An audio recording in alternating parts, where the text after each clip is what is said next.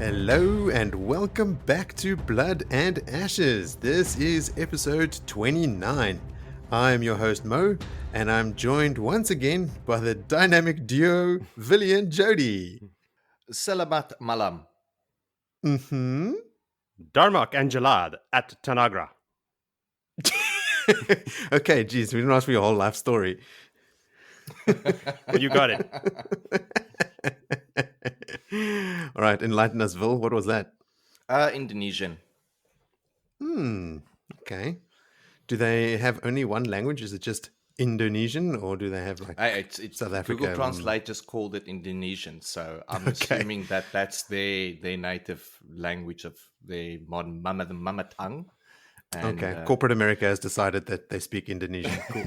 Yes, it's like Like we speak Swahili. African. No, but I think it's a language. African is a Yeah, language. it probably is. Yeah, I just like shitting on Google whenever I can. Ah. How about you, Joe? I want the Star Trek nerds in the listening to this to write in and tell us what that greeting was. A little bit interactive. I'm going to put $20 on Adrian being the first one to respond, and another 20 on her being the only one. I'm going to put $20 on that it is not Klingon, and I'm going to put another $20 on that I don't know what other languages there are in the show. A lot of money riding on this one. Sure. Hey. Sweet. Well, I'm going to win Villy's money, and then I'm going to have to pay it to Moritz. Because I think you've got the best odds there. Yeah. Wow. Is it me? Or Yes. does it feel like we never slowed down after the Dragon Reborn? No, it's... It could be a little bit just because of the last chapter in this stretch, because I mean there is a bit of talky stuff going on in the beginning here, but like out of the Dragon Reborn, I know there was a 2-week gap, in the story, in the timeline, but it just feels like a direct continuation. Like we finished in the Heart of the Stone. 2 weeks later, we're still missioning around the stone. Kalandor's front and center. Everyone is there. We're not veering off to other places. It's cool. It feels like, it doesn't feel like, oh, now we have to go through a whole intro slog or anything. Like we're right up there in the action. Yeah, it's that lack of a prologue has made it just flow in like completely. It's not like a winds tickle the feathers of the leaves and we're all going to get sailing again down the river. Or like introducing brand new characters that we don't know, like Bors or Caradin and those guys. Actually, that's the same guy, I just realized. No, I do find that these chapters are beefy. I know there's a few short ones in between, but they're quite beefy, all of them. So maybe it was a bad winter that, Robert just had a lot of time writing. Just like, can't be bothered going outside today. Yeah, let me write 1,000 pages. It's funny because the next stretch, which we'll obviously get to at the very end of the show when we talk about what chapters we're going to do next, there's a string of them in a row that are all like 10, 11, 12 pages each. So we're actually going to do 8 chapters for the next episode. Sticking with our goal of, sort of doing plus minus 100 pages per episode because it's a 1,000-page book. Villy, what you said there about Robert Jordan having a hard winter and just writing lots, I saw like a post or something saying it's not a slog, because everybody refers to the slog later on in the books. It's not a slog, it's just Robert Jordan slowing down to spend more time in the world that he created. And I thought, that sounds cool. Wow. I'll go with that. That's a lovely sentiment, yeah. Yes. That'll get you through the slog. I can get behind that sentiment. I can definitely. Did Harriet come up with that one? I don't know. Maybe. But would you have called him Robert? I don't know. Were you going to say something, Evil? Yeah, these chapters here are, and we'll get to the chapter of topic, which will be later in the show. But that is a chapter that I do remember, but I didn't remember it being in this book. I always thought it was at the end of The Great Hunt. The Dragon Reborn. So did I, Villy. I don't know. I know what yeah. you're talking about. Yeah. I also remember this chapter because it is quite a jarring one. I always thought it was at the very beginning of this book. And so when it didn't come up, I forgot about it. So when I read it now, I was like, yes, here it is. Well, happy surprise. But yeah, it's it was great reading into things that I remember very little of, and I keep saying that all the time. But then I did get a little bit of light there. It was good. I was about to say the exact same thing. Like even the images that I am conjuring this time around are different from what I remember reading, or what I've sort of retained anyway from when I was younger. Like I'm putting a lot more effort into imagining the spaces, and when they say a room is 50 paces wide, I try to imagine a room that is 50 meters wide, where when I was young I would have just glossed straight over that. So I am definitely, like, in my mind's eye, seeing the black marble of the anteroom, and the pools of blood on the black marble, which are almost indistinguishable. It's There's a lot of pretty pools of heavy blood. going. This series, I don't think we've ever really mentioned it, but this series it's quite violent, Yeah. like, a dude gets his face ripped off in this chapter. I mean, in a previous book, a dude had his skin ripped off and the blood splattered all over Perrin, like there is some really, like, hectic imagery, and it's interesting that you don't remember it as such. Like Game of Thrones is the obvious, opposite to point to, where it's almost known for its graphic portrayal of violence and sex and like that sort of stuff, where here that stuff happens, but it's not thrown in your face. It's mentioned, but it's not elaborated on or dwelled upon. It's like, yeah, this stuff is happening, but that's not what we're here for. Which is interesting. I don't remember it being this full on. Yeah. I'm desensitized to violence in a very big way. Humanity is one part being raised in Africa does desensitize you somewhat to the violent nature, and watching the quantity of science fiction and horror that I have in my life, it's kind of like, yeah, it's just cool. But I am now going to say something that I'm probably going to eat my words later. I really want to see the love story get going a lot better, because I have taken to it so much more this time round. Like, just actually putting some interest in it and not just reading over it. It's and there's multiple love stories. The Mills and Boone side of the writing. There's a bit of that in these chapters. There's a little bit of canoodling. I like canoodling. Kafoofeling. Now, before we get to the canoodling, let's do the boring stuff first. Why don't you guys follow me into a little place I like to call callbacks?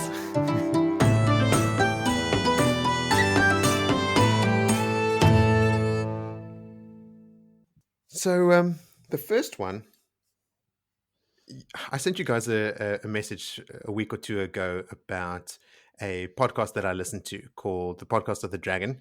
And in it, the specific episode that I had listened to was focused on the relationship between Perrin and Moiraine during the Great, not the Great Hunt, during the Dragon Reborn, which is something that we sort of touched on lightly here and there, like the whole 5-pound trout chapter, like Perrin sort of, what was the point of it? Is this Moiraine sort of just re-establishing her dominance over Perrin and Loyal, making them gut the fish and that sort of stuff? We dipped into that sphere a little bit.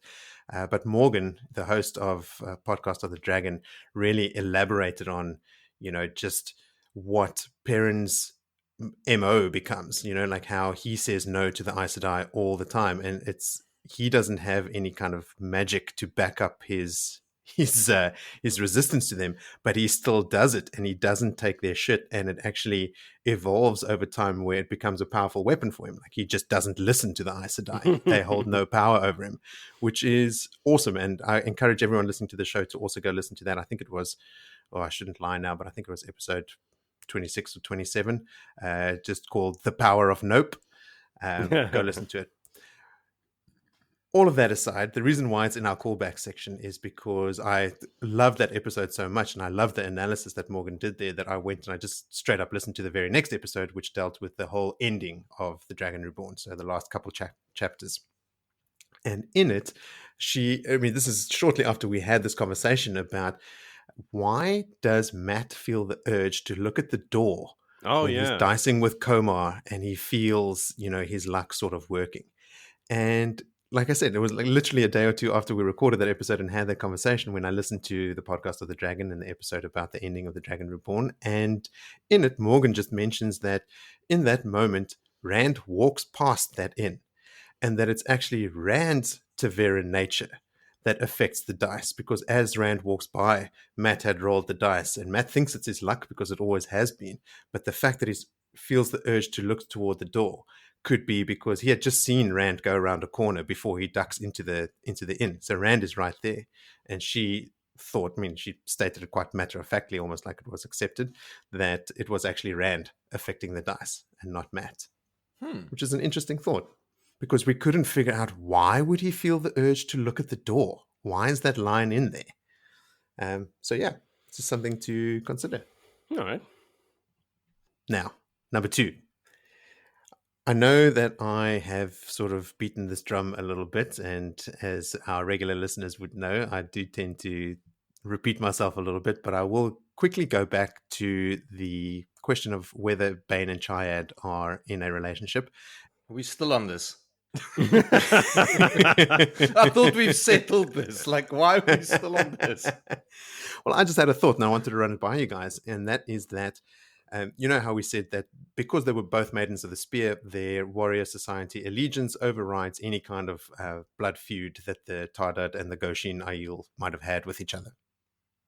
And I just thought, surely there are other maidens also from those clans. You know, they wouldn't be the only 2 women from those entire clans to join the Maidens of the Spear. There would be others.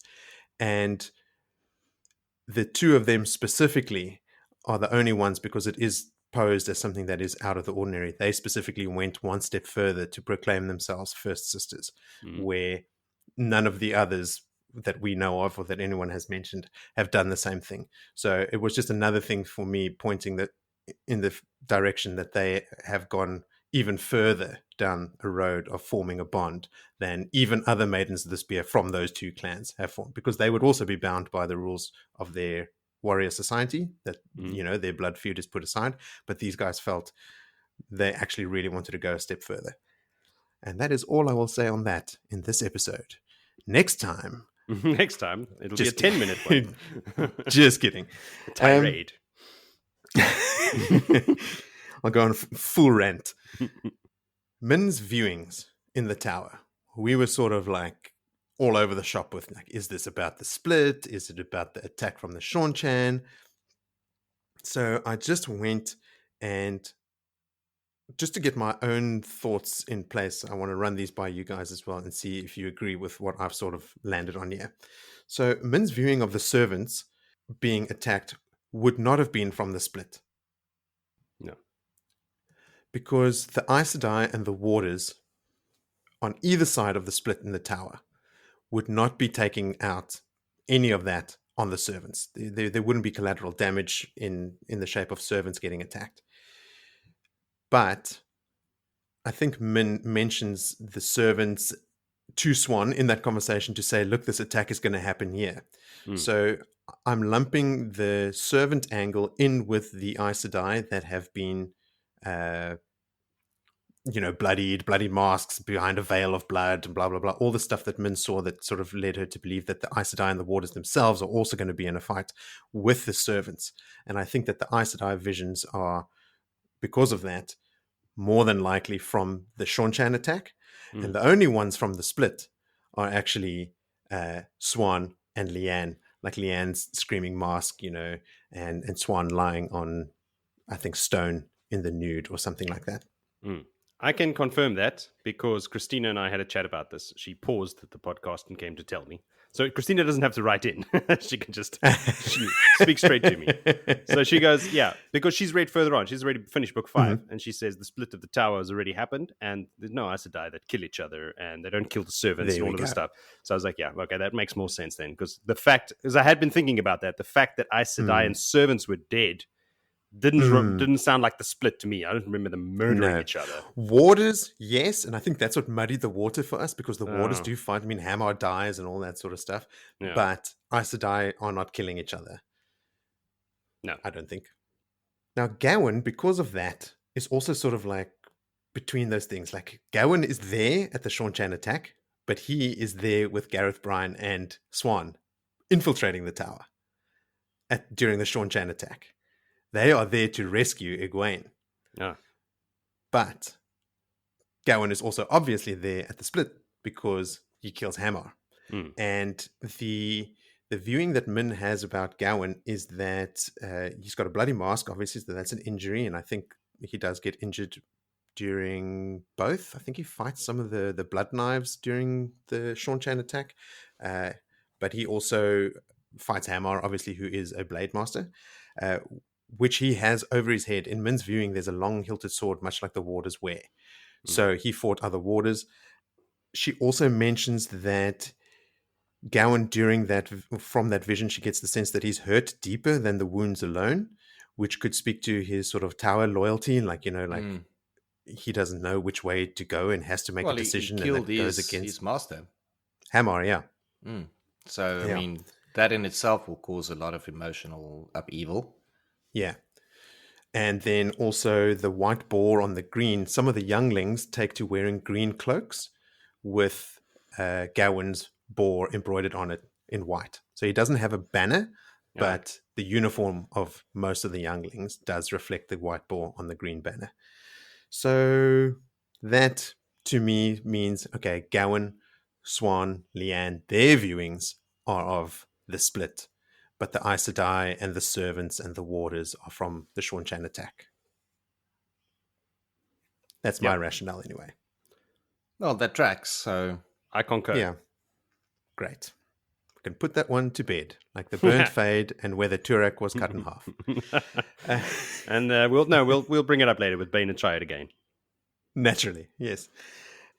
We had some listeners write in about the questions we had about Leanne's screaming mask. Notably, Adrian said also she thinks that the screaming mask that, is basically just Leanne's face that's sort of superimposed over her real face that Min sees, is from the stilling and could be related to the loss of the contact with the one power, which is another question we asked. Do stilled people still sense the one power, but they can't access it? And the answer is yes, they can still sense it. So once you're stilled, you can sense the one power, but you can't get. So that must be maddening, right? So that's and the that torture. could be the torture and the screaming, what the screaming face represents. And then Swan lying naked on stone. I went and I found the chapter where Swan gets gets naked, and well, yes, well, as the case may be, yes, Morris. Yes, she wakes up in the cells, fully in the nude. So when she's lying on the stone naked, that is her waking up in the dungeons of the tower, along with Leanne, obviously. And then listener Joe, Queen of Swords, said that, or she mentioned that Min notes something odd about Swan. And that could also be the loss of the ageless look, which also comes up in some of our chapters now with Amiko. They talk about it. Avienda mentioned something about Amiko not looking like the other sisters anymore, and Egwene sort of let slip, that they don't know what it is. And then Nynaeve has to save by saying it hasn't been studied very well and blah, blah, blah, blah, blah. But like this loss of the ageless look actually comes up in this episode, and Joe also wrote in to say as much. She lost her sparkle. Yeah, no, she's not glowing anymore. Then, Joe, you mentioned at one point that Elayne redeems herself. Yeah? No? She doesn't? Okay. My head shaking doesn't work well in an audio format, but I couldn't find anything that she did. And look, some people do cut her a little bit of slack because she is at some point eventually heavily manipulated by Alviarin, right? I think Elayne at some point is not even allowed to appear in public and speak without Alviarin's permission. It's like a heavy level of manipulation. But to counter that, she was acting power hungry and egotistical and didn't give anyone the time of day or consideration long before that actually came into effect. All right. So no redemption arc. She's a bit of a sad case, and I mean, she is eventually carried off by the Seanchan, right? So I'm conflicted there between my extreme dislike of Elida and my outright hatred of the Seanchan and how they treat people, because you know what's going to happen to Elida. She'll be a Demane, sorry. Oh, another thing that happens to Elida, she meets Paden Fane, and there's this throwaway line that Paden Fane says. He mentions brushing her with what he brought back from Aridhol. So he actually affects her as well with that paranoia and mistrust and that effect that he has on other people. He says it. So he mentioned in the same sentence, he mentions doing it to Elida and to Pedro Nile. So he has affected these like major, like leaders of major forces in the world by just coming into, well, Pedro Nile he had sustained contact with, right? So who knows what effects he's had on him. But Elida as well, that's like another thing that people cite as maybe being like, you know, okay, maybe she wasn't all bad. She had this, she had Elviarin as well, but she was also terrible. So yeah, I'm not feeling that sorry for her. No, that's probably what I was interpreting then, is that like it wasn't her fault, not that she was redeemed in that sense then. Because, you know, as has been proven, we don't remember anything about what happened. So that's where I got confused. But I remember her not like, she's not a bad guy. She's not the bad guy, you know. She's more of a sad case. What you were saying last episode about her having solid motivations for, at least at this point in the story, right? She can sense subterfuge from the Eminent Seat, which is undermining the integrity of the tower. And she is acting in a way that she thinks is fitting. When she has Swan deposed, she gets the bare minimum number of sitters required to meet in secret and make the decision. It's not in front of the hall. So it is, you know, I can understand she has to be very careful. Yeah, this is not something you do every day, right? Like this is not just a business as usual procedure. But they also kill Swan's warder unnecessarily. I think he's stabbed in the back. No, man, don't tell me stuff like that now.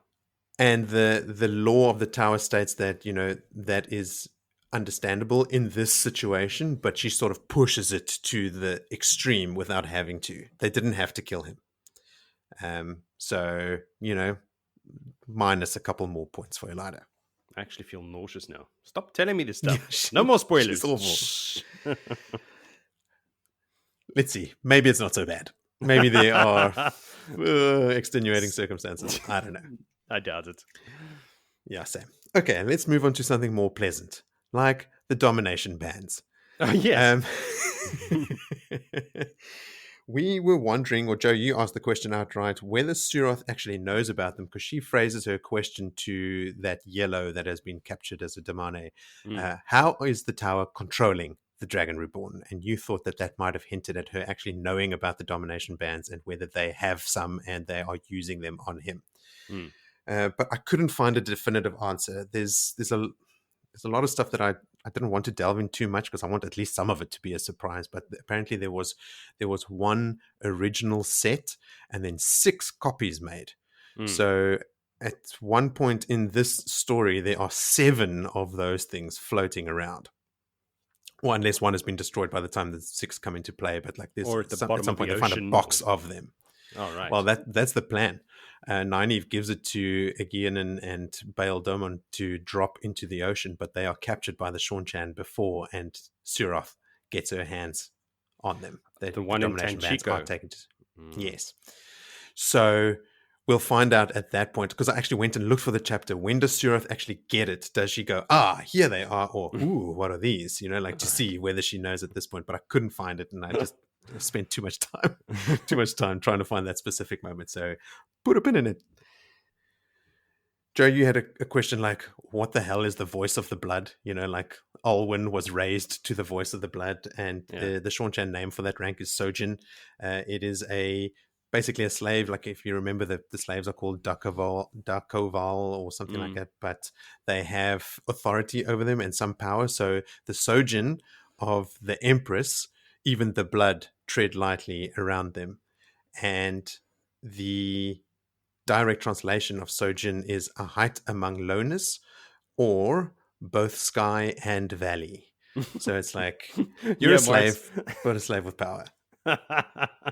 There's more. It's clearing it up for everyone. It's just, I mean, now you it's know both what black her rank and is. white. All right. Well, she's still a slave, but she has authority over other slaves and has some influence. Yes. So, like that Samuel L. Jackson's character in that movie, exactly Django. what I was thinking. Because Wow, I watched yes. Django like last month. Exactly. We will not repeat what his title is. This is an R-rated show, but not that R-rated. At some point, this is a correction for me. I said that Matt and Perrin both instinctively blame Rand for the bubbles of evil because of that earthquake he caused up in the mountains. But point of order, Matt was not there. Matt was sick, being carted to Tarvalon by Verin and the girls. It was only Perrin. So only Perrin has cause for blaming Rand for that attack. Matt's general, opinion of Rand is he's mad, and it's only a matter of time until he kills me. I don't know what caused this. Must be Rand. End of story. I've got another pedantic one. When Tom is talking about taking responsibility for helping the boys out of the sort of Aes Sedai webs because of what happened 15 years ago, he is specifically talking about helping Rand at that point and not Matt. He talks about Matt and sort of liking him and even owing him for what we presume is sort of getting him out of his drunken slump a couple of pages later. But he is very, very committed to helping Rand. And we see something like a brief mention in these chapters as well of like a cool little thing that Tom does, but we'll get to that. So he is still, because of the clear parallel between Rand and his nephew, both being able to channel, being caught in the Aes Sedai webs.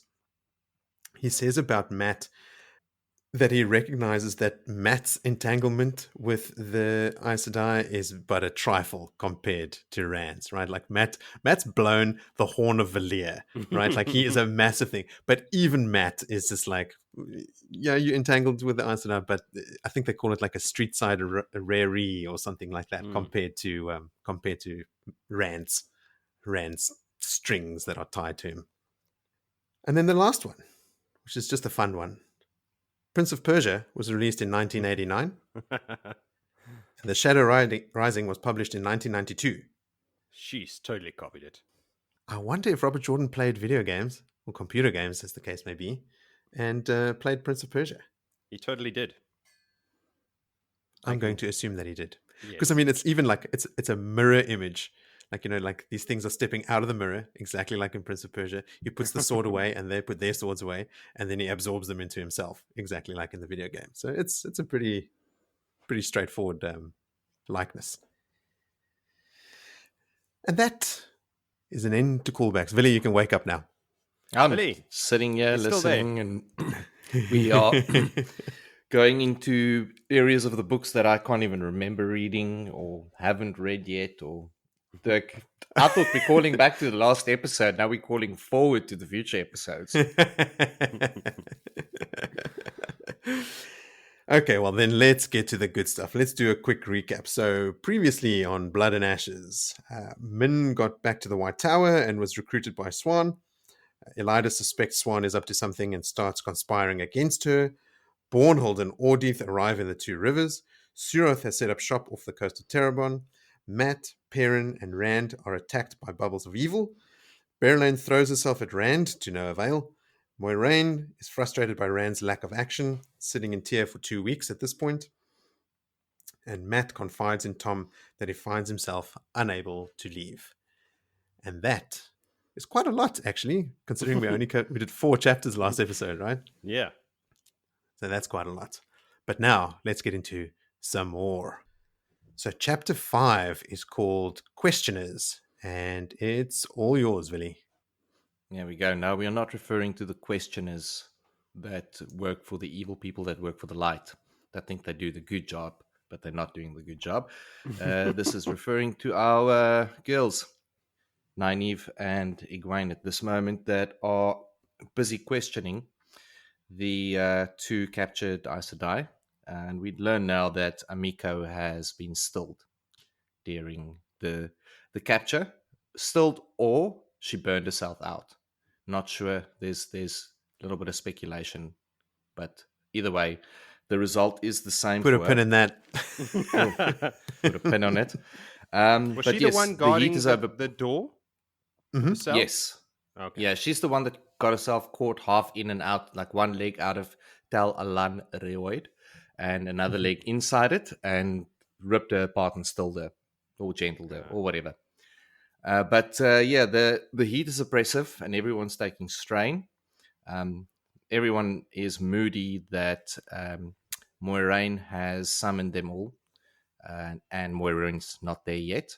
Elayne is also absent at this moment, and Egwene and Nynaeve is still pressing away, taking the two Aes Sedai that were captured, Amiko and Joya, and questioning them, but sort of blocking the one's ears so that they can get, and forcing them to tell the story in different words as if it was not rehearsed. But they're still trying to get more information out of them. Now, Avienda was also summoned to be there.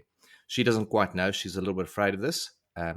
Being Aiel, she sits on the ground, which is a weird thing, but there's this long table that's red lacquered and shiny, and Egwene can't figure out what this room is supposed to be used for. They're just using it as their interrogation room, I assume now.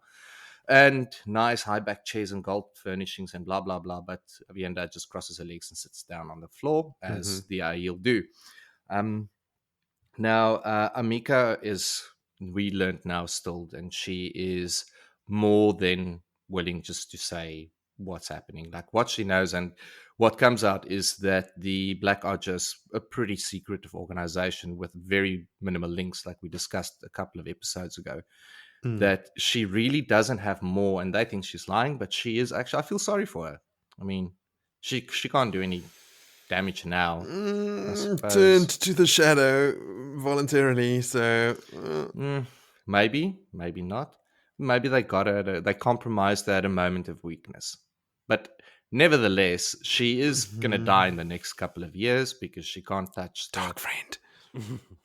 she can't touch that beautiful pure power anymore, and her life is gonna just whittle away. But nevertheless, she keeps saying to them, like, the Tanchika is where you have to go. That's where something's going to go down. But that is as much as she knows from overhearing a drop of a conversation between Leandrin and another one of those 13 blacks. Then they would alternate, and they say, okay, cool, tie off another block ear weave on her. And constantly, Egwene is checking that the shielding that she has on Joya is holding. Because dealing with her is completely something different. She still has this evil gloss in her eye. She's still ready to pounce whenever she needs to. So it's like dealing with a trapped wild cat. That one. You might have leather gloves on, but they do damage.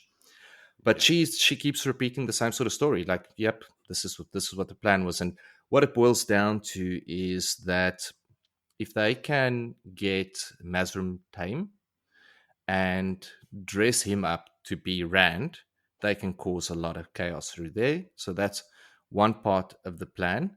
But we also know that there's something else in Tanchiko that can be, and as much as said, that there's a weapon of a kind there that's going to give them the upper hand over Rand. And we've already alluded to it, the bands of domination or dominion, or the Something evil like bracelets, domination bands, I think. Bands of domination mourning. bands. So it's sort of like starting to tie all of this together, and Avienda doesn't know still why she's there. She's just sitting there because she's scared of Aes Sedai. Now, Avienda and everyone in the stone at this stage do believe that Nynaeve, Elayne, and Egwene are sisters. It's the only people that know that they're not is obviously Matt Rand and the boys, and the two captured Aes Sedai that also don't say anything. Maybe they're not exactly sure why, but Egwene feels guilty about it. Sort of like when Avienda sort of gives her the courtesies that a full sister would need, and that she's kind of fingers the ring, saying like, "Ooh, I feel a little bit." Even Moiraine is playing along with it. She doesn't confirm nor does she deny. She's Aes Sedaiing her way through the questions beautifully, as Aes Sedais do. Moiraine could not lie, but she could make the truth dance a fine jig. Yeah, that was a good That's one. the line Yeah. in the book. A very fine jig. She's mastered that skill. And that's at the end of the chapter. The door sort of gets a wrap in, and in comes Moiraine, incredibly flustered. You could have swear she's woken up beside a Trolloc, and that's the end of the chapter. Not just flustered, but like furious. Like you do Furiously not see flustered. that. You don't see that level of emotion on Moraine's face ever. She is And yeah. pissed. She is pissed off. Now I wonder if it's got something to do with Two Rivers men. And their stubborn nature. But yes, I think the biggest thing that I've taken out of this chapter is obviously Tanchiko is now on the cards. Mhm. There's a side plan to basically sow chaos because people don't know Rand. They wouldn't know if it's the real dragon or not. And can these 13 sisters free Maz from time and make him a pseudo dragon and cause a lot of chaos? Well, now there are 11 sisters. 11, but they recruit. I mean, we know there's 200 plenty something more where that spare came in the from. bench. Hundreds. So, hundreds. In the tower. Yeah. And also, is this plan purely to lure Rand out of his stone? Because right now he's a little bit stuck like a hermit crab for 4 weeks. Moiraine is, as we mentioned, pretty agitated with him being stuck in the mud. Every day is getting closer to an attack or a killing of a sort. And then to lure him out of his little hermit hole and get him to be collared. So not a hell of a lot of action in there, but enough to keep us paging over. There's a lot of like talky chapters here, right? Like a lot of people in rooms having conversations again, much like in Tower Time. Yeah, it's a little bit of Tower Time again, but you Stone learn time. stuff. Stone Tower Time. I thought that there was a lot of trust from Moiraine in Egwene to let her weave the shield and tie it off. And, I mean, Amiko has been stilled, and we'll get to that. But Joya can still channel, and she's left her with Nynaeve and Egwene. It's just the alone. only way that I can see it is out of the perspective of an Aes Sedai. You are not going to admit that a younger sister or an accepted is stronger than you. So therefore, you're just going to go with it. You're just going to go, okay, cool. You tie them off. She can see the weave. She's like, yep, that's better than I would have done it. Do other Aes Sedai know how to tie off weaves? No. I don't think so. I think this is new. Yeah, this is new. This is what Egwene figured out. Yeah. Yeah. Well, maybe this is why they got to scrub pots, because they haven't quite figured out how to tie off the weave that keeps the scrubber moving around in circles in their pot. Not allowed to channel to scrub those pots. And it's all elbow grease. It sounds bad. It's not right. Did you guys also find that Amiko is instantly more believable than Joya? Yes. It's plain to the reader that listen to Amiko. Don't listen to Joya. It's pretty clear that my empathy and sympathy levels has climbed a bit with her. Yeah. And she still looks very attractive and young, even though she's still... No, I don't know. Like, yes, I get that from the text. I read it that she is out of the two, the most believable. But she's been a dark sister her whole life. What makes anything different now? I can't trust her. Yeah, but you believe in the children of the light. That's why. Just walk in the light, Villy, and everything will be okay. Should we talk about Amiko's stilling? If you want. Yeah. Were you guys not shocked? Somewhat. Yeah. I thought that it was that she was stilled purposefully, or like she was sat down and sisters they can't do around that, and though. stilled, but it's they haven't stilled Joya. Yeah, it's obviously happened by accident in that trap that Egwene weaved from Tel Alanrioid, and her getting trapped in between the two, and I think she just obviously must have burned herself out trying to get out of it. in that episode of Podcast of the Dragon that I mentioned before, that covers the last chapters of The Dragon Reborn, Morgan does also refer to Emiko's stilling. And at the time, I was like, oh, wait, I don't think she was stilled. You must have misspoken. She was just shielded. Because even though Egwene had, cast the weave with, like she said, she like had a sharper edge to it to sort of force it in there because it is different because she was already channeling. But when she came out of Tel'aran'rhiod, the shields were still there. So I was like, okay, so whatever she did didn't quite work. But there is no other event other than what Egwene did to her in Tel'aran'rhiod that could have been the stilling event. And it's not a burnout, Villy. They talk about stilling. Yeah, so if she was shielded off in the Here we World of go. Dreams, Mm-hmm. what happens in the World of Dreams affect your real life? Mm-hmm. So has her ability been tied off in the World of Dreams, and now she's out of the World of Dreams, and there we go, my ability is tied off, like a pseudo stilling or a People have been speculating about this. Like, if you Google what happened to Emiko during the Dragon Reborn, everyone's like, "Huh? What? She got stilled? Where? How?" This is not even mentioned because of that half sort of the shields that she held over Nynaeve and Elayne and Egwene still being intact after the event itself. So I found someone on Reddit that had their own theory that kind of goes some way to plastering over the cracks for me a little bit.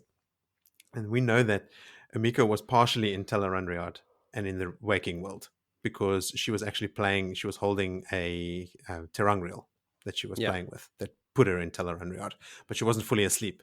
So she was half in, half out. What Egwene did to her, Egwene cast a stilling weave with a sharp edge to cut her off. It's not just a shield.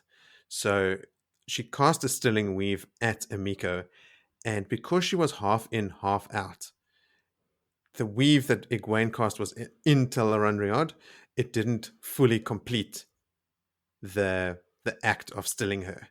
And when Nynaeve clocks her and knocks her out cold, she goes into Tel'aran'rhiod fully, and the weave is completed, and the stilling happens.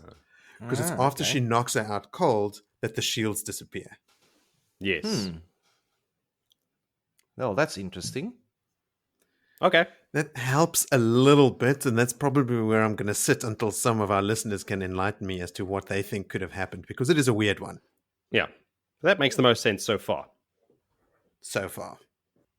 Yeah, the last note I had for that chapter is that the girls seem a little desperate. Like they're a little bit aimless in their interrogation. They're trying to make them repeat the same story over and over again. And we'll get to this in the following chapters. But for the next couple of days, they do the same thing. And, they don't ever change their story. So it's really, really pointless.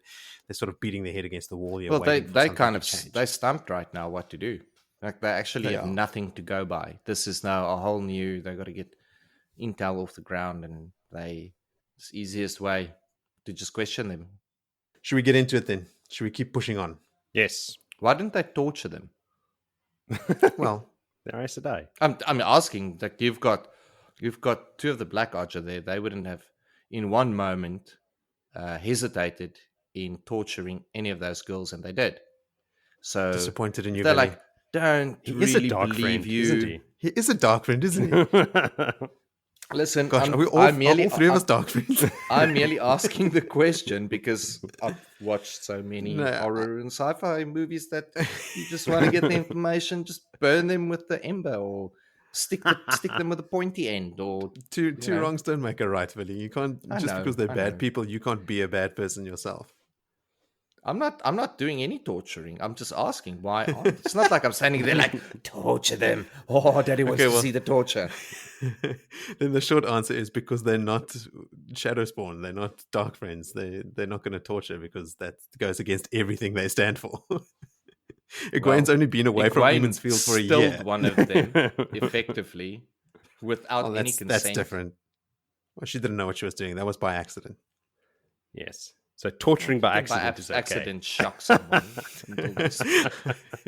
I accidentally waterboarded. Oh, look at me. I accidentally tripped and hit the button. Oh, no. Okay, move on. Okie dokes. The next chapter, chapter 6, is called Doorways.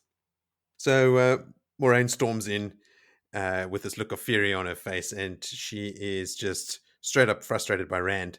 And Nynaeve loves this, right? She immediately smiles and is like, "Yeah, we breathe them that way in the Two Rivers." Mm. And Moiraine is about to like unleash on Nynaeve when I think Egwene, for a change, she sort of interjects quickly. She's like, "So what did he do?" And in the meantime, Elayne is in the background, sort of, she's only half listening to the conversation because she's all flustered by Rand, and she's sort of reprimanding herself for being so distracted by him. But anyway, Egwene in this instance is the one that sort of diffuses the situation. She just asks Moiraine straight up, "So what did you do, Moiraine?" And Moiraine just glares at her in a way that makes Egwene take a step back and like open her fan and start fanning her face. Like she's really taken aback. One of those looks, yeah. Joya and Amiko. Well, Amiko's been blindfolded and she's got her ears shut off. But Joya is much more wary of Moiraine than she is of the girls for obvious reasons. And Elayne thinks to herself that Nynaeve and Egwene don't seem to be scared of these sisters at all, but she is still quite scared. And I know that Egwene has sort of left this question hanging in the air, but Joya doesn't say anything as Moiraine sort of composes herself. If it was one of the girls that had been that way and Moiraine wasn't there, Joya would have made a comment or some kind of like sidelong insult to sort of sow dissent amongst them, basically just painting the picture that Joya is very wary of Moiraine. And even though Joya, I think, is a head taller than Moiraine, it's described here that there can be no doubt as to who is in charge here. Like Moiraine commands their respect, even though they are on opposing sides of the war.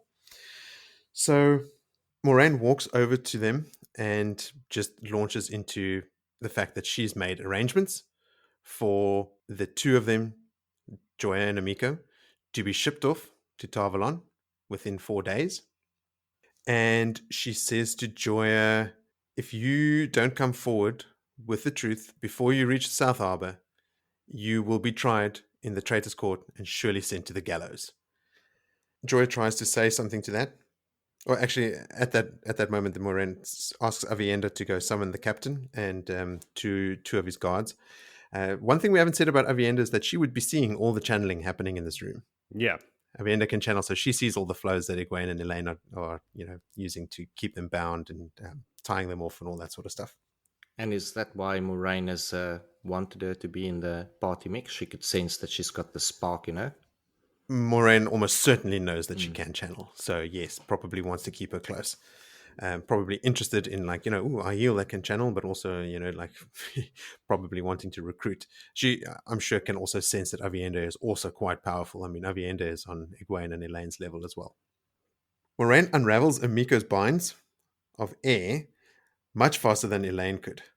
So Elayne comments on the fact that sure, the girls and especially Nynaeve have this raw power that none of the other Aes Sedai have, but Moiraine has the skill and the dexterity and the experience to do this unraveling like way faster than Elayne ever could.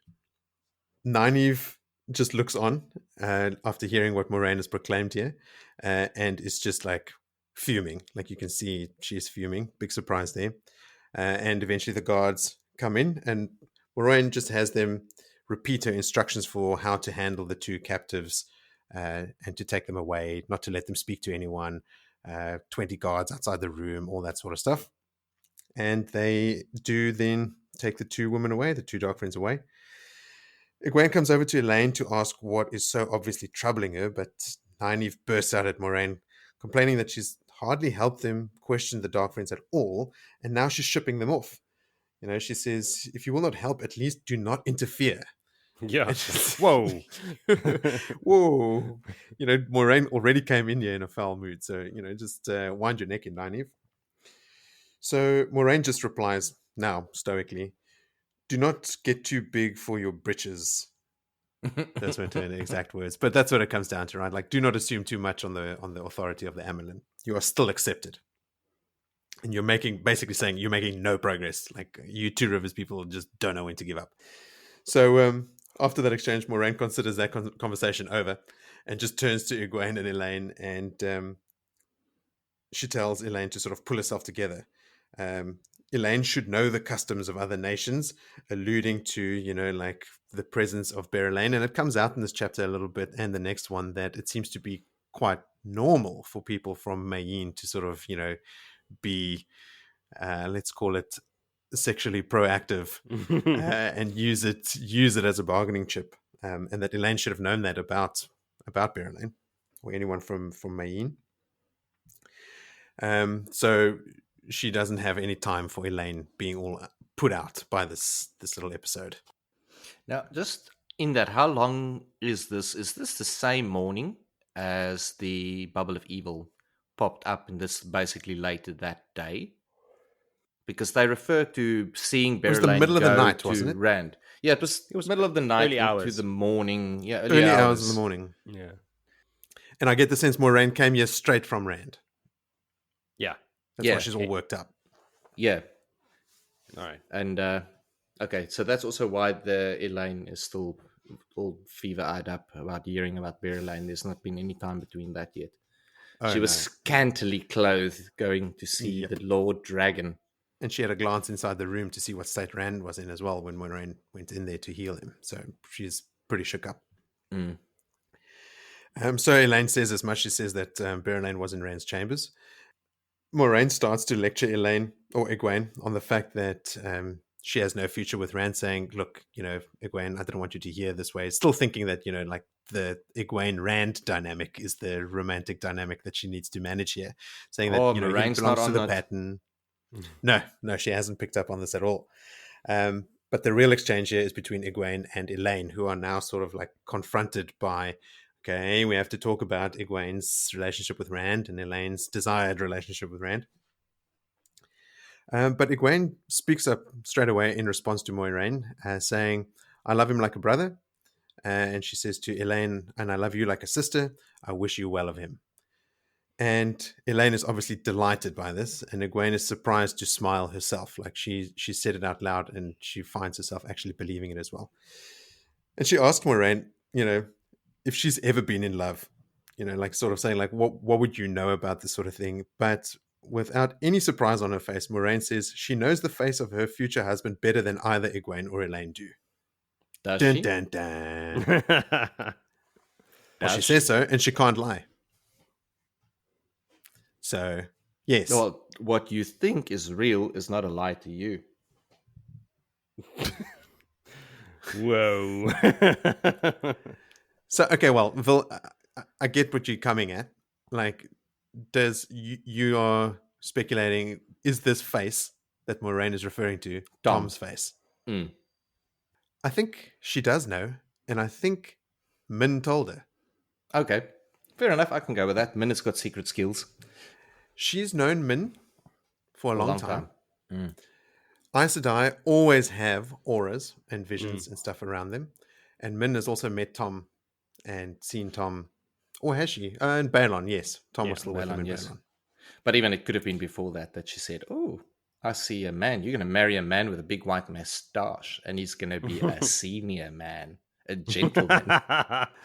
And he's got a patchwork cloak and holding a harp and all that stuff. Yeah. So, I mean, that's because so far we've seen nothing between. I mean, we're sort of looking for little hints of romance between Tom and Moiraine, but there's been nothing conclusive. And for Moiraine to make this statement about not just like, being interested in Tom, but like marrying him is pretty bold. And I feel like the only way that could be is thanks to a Min viewing. So the girls are suitably shocked, right?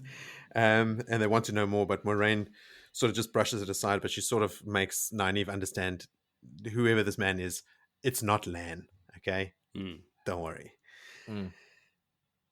Nynaeve is not impressed and brings the conversation back to matters at hand. She's like, when you guys are done talking about men, can we talk about this interrogation and everything? And she just keeps complaining about Moiraine interfering, and basically what she says, like, don't hit me in the ankles with a broomstick or something along those lines, like some Eamon's Field saying. So Moiraine gives her such an icy stare that Elayne feels she should intervene, and explains that why they were summoned earlier, to check in on Rand, and that he required healing, and that sort of like brings everyone back into the present moment and back to sanity. Nynaeve and Egwene are shocked, and Moiraine gives them a pretty dispassionate report on the bubble of evil events. And so Nynaeve challenges Moiraine about being able to help Rand learn to channel so that he can at least defend himself better. But Moiraine insists that she can't help a man. Saidin is too different. Birds and fish, blah, blah, blah. It's the story we've been beaten over the brow with a number of times, but I think it's mentioned here again specifically to set up the later chapter when Egwene and Elayne go to Rand and do try to actually see if they can learn anything about how male channeling works. So after Moiraine sort of just says, no, there's nothing I can do for him, Egwene changes the subject and asks Moiraine about, so what is he being so stubborn about? What is this thing that has sort of set you off? And Moiraine tells him that she needs Rand to act, otherwise he's just going to be a sitting duck. Not just to the Forsaken, but even the Terran lords, they're going to sort of forget why they fear him and will eventually start plotting against him, as we see again in chapters to come. That's already started. And she needs Rand to be proactive instead of reactive. So Nynaeve responds with, yeah, I bet you've got a plan for him, don't you? And all three of the girls actually become quite demanding of Moiraine, saying, yeah, what is your plan with him then? Like, I mean, if you've got all the answers, tell us what you want him to do. So, long story short, she wants Rand to lead Tyr to war against Elayne, and notably Samael. And the girls are just aghast, right? But Moiraine makes Elayne explain, and Elayne has to concede, okay, look, coming from a royal upbringing, this politically actually does make sense because war is going to come anyway. And with Tyr and Elayne both under his control, Rand can resist armies from other nations led by Forsaken, who have set up shop in other nations. And also the fact that with the armies of Tyr and Elayne together, Rand has a force that would require the alliance between all the other nations to match in size and efficacy. So Tyr and Elayne clearly have the biggest armies, and maybe that's as a result of them always being at each other's throats and being neighbors. Yeah. But, that would give Rand a sizable advantage on any battlefield. And Moiraine also says that the part that Elayne left off is that it will actually cement the Terrans and Elayne to him, giving him this super strong army that would be almost impossible to wrest control away from him. He'll also give the Forsaken some pause. They won't just think of him as a farm boy that they can just come at, with whatever army, like Ravin from Camelin, right? So he'll have armies to protect him, and they'll sort of have to be a bit more strategic. They won't just come at him straight away. And Moiraine even says that Rand needs to be the hammer, not the nail, which is a pretty brutal truth to accept. And her frustration comes from, instead of doing any of this, he reads himself deeper into trouble. He's trying to educate himself on the prophecies of the dragon. And then Moiraine quotes a verse from the prophecy that seems to be relevant here. Let me read that quickly. Power of the shadow made human flesh, weakened to turmoil, strife, and ruin. The reborn one, marked and bleeding, dances the sword in dreams and mist, chains the shadow sworn to his will, from the city lost and forsaken, leads the spears to war once more, breaks the spears and makes them see truth long hidden in the ancient dream. So, Moraine's interpretation of this is, Elayne under Samael is surely a forsaken city. We know that's not the case. Mm-hmm. The verse actually refers to Ruidian. Mm-hmm. Lead the Terran spears to war. So here is an out for Moiraine, not interpreting leading the spears to war that I mentioned in the previous episode, like why doesn't she notice that this is the Aiel, or the Aiel being referenced. Apparently Tyr also is, their armies refer to the spears. They have lots of spear soldiers. The 50 men outside Rand's room are all also holding spears. But we know that's the Aiel. The chaining she thinks is chaining of Samael, but it's actually Asmodean. I think. And the ancient dream she thinks is the ancient dream of the dragon, but I think it is either the ancient story of the Aiel that Rand encounters in the Ruirian Terangrial. Yeah, the breaking of the Me too. spears is obviously setting the story to them when he goes to Ridian. Mm-hmm. This breaking of the clans when there's the clan that separates. Mm-hmm. So for me, there's Moiraine has got just a massive gap in Yes, the huge. prophecies of the dragon, and haven't seen that this all ties together yet. Yeah. So nice try, Moiraine. Better luck next time. 0 out of 10 for her on this one. Well, she's trying to interpret it with the knowledge that she has, and she's not doing anything wrong. It makes sense if that's only knowledge that you have. So, But she's also hard on Rand for trying to decipher it. And, if Rand decides to go to the waste based on the prophecies, then he has interpreted them better than what she has. yeah. And she's the one sort of like shitting on him the whole time for reading about the prophecies, when even Lan and everyone else is like, look, man, he's just trying to figure out like what is, like, he is in the prophecies. Of course he's going to read them to try and figure out what to do about them. So Nani feels quite sorry for him, just saying that, again, he's just desperate. But Moiraine says that she's desperate too, almost desperate enough to, and then she trails off. Elayne won't stand for any more secrets, so she demands to know from Moiraine, okay, so what are you almost desperate enough to do? And Moiraine tells them about the fact that in the Great Holding of the Stone, there is the red stone archway that leads to the Finns. Mm. At the mention of a Terangrial, Egwene instinctively touches her dream Terangrial, which she has now got a secret little pocket for in her bodice, I think, or something like that. So she's always sort of touching it. And I thought it was interesting that Moiraine doesn't know about it. Still only Varen and Egwene. And I guess Joya. Joya says as much when Egwene captures her in Tel'aran'rhiod. So Moiraine tells them that on the other side of the doorway, you can ask 3 questions that will get 3 true answers about the past, present, or the future. And Elayne immediately says, this is what they need to plan the next move. But Moiraine says, look, it's not as simple as that. Obviously, as always, there are certain rules. And she sort of outlines a couple rules, like nobody can go through the arch more than once. You must ask all 3 questions and hear their answers before you try to leave. Frivolous questions are punished, and anything about the shadow can be disastrous or even deadly. And she's just talking about, like, how do you ask a question about the Dragon Reborn without, the shadow being relevant? So can you just ask that? Blah, blah, blah. She sort of gives them a bit of a history, like where it came from, because they ask why the Terran Lords are hanging onto these things if they fear the power so much. And apparently the first of Mayene traditionally had access to this archway. Like they had it in Mayene until one of the leaders had stepped through and used his one go, and then used the archway as a bargaining tool with Tyr soon after that. And then a year after that, he was assassinated anyway.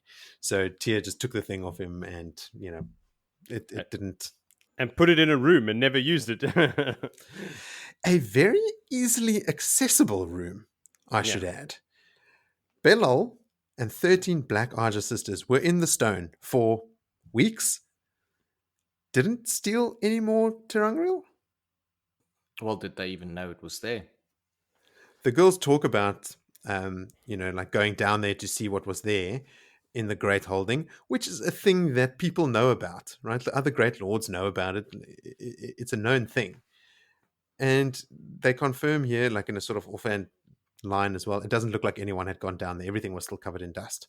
I mean, the great stone doorway itself, I don't think the Dark Friends would have been able to use because of their association with the Dark. And if a question about the Shadow or the Dark One, could result in death, they probably couldn't go through it. I don't think the Forsaken would try to even, entertain the idea. But there were also other Terangrial there. Maybe it was too much effort because there's also just a load of shit down there that they thought might be a Terangrial and it's just in storage. But I just thought, even Matt stumbles in there in a later chapter. He talks about going down there and checking it out and then running out again. Like, what am I thinking? It's just like, okay, it's super easily accessible. But anyway. So with all Moraine's warnings about the stone doorway, they're basically back to square one. So, the girls don't have anything else to do other than to interrogate the Dark Friends. Moiraine says, look, you guys have got 3 days to keep questioning them if you want to. But her advice is listen to Emiko and focus on Tenchiko. Forget about the Mazrim Taim thing because it would take more than the 3 of them to capture Taim or to free him if he's been captured by the sisters. It is just way high risk.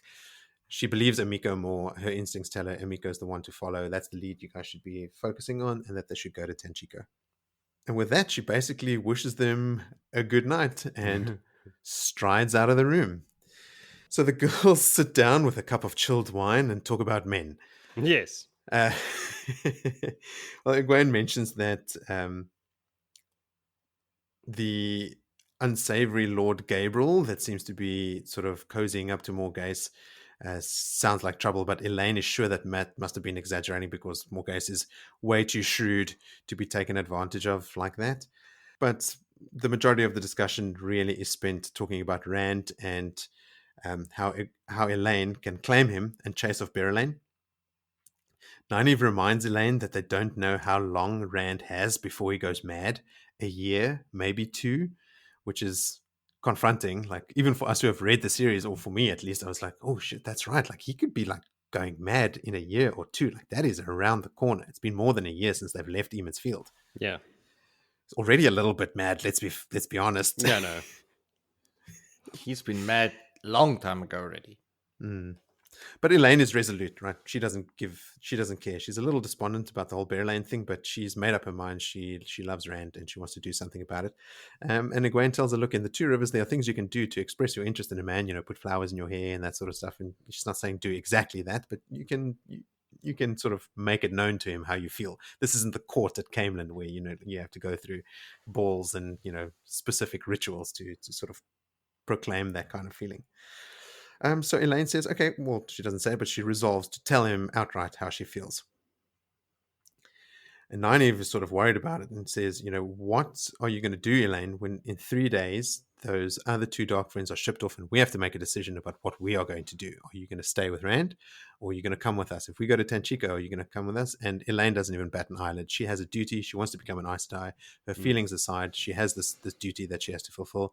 And she assures them, don't worry, I'm with you guys, I'm coming.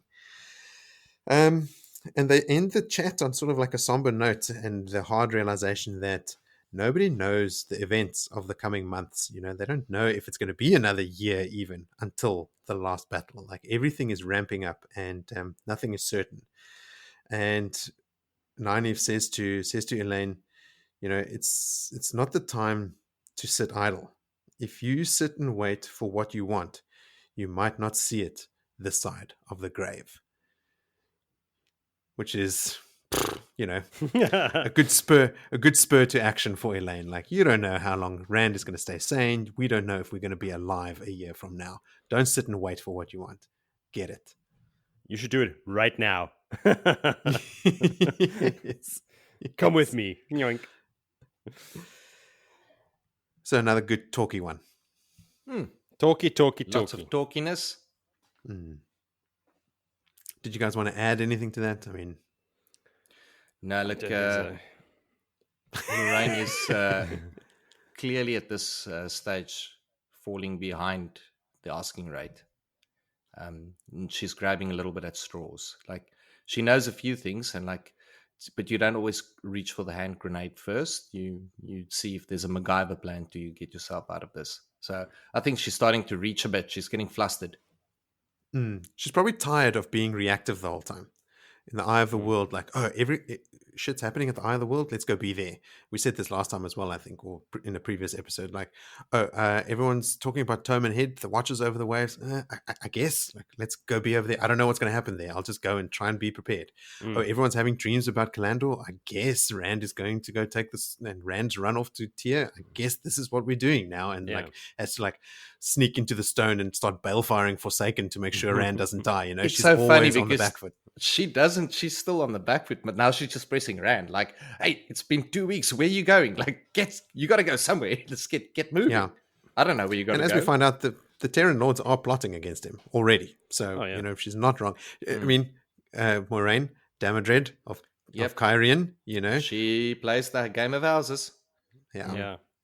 No, look, up there, she knows that is going to happen. But I mean, probably any noble knows that it's going to happen. There'll be power grab if it's stationary and it's not moving.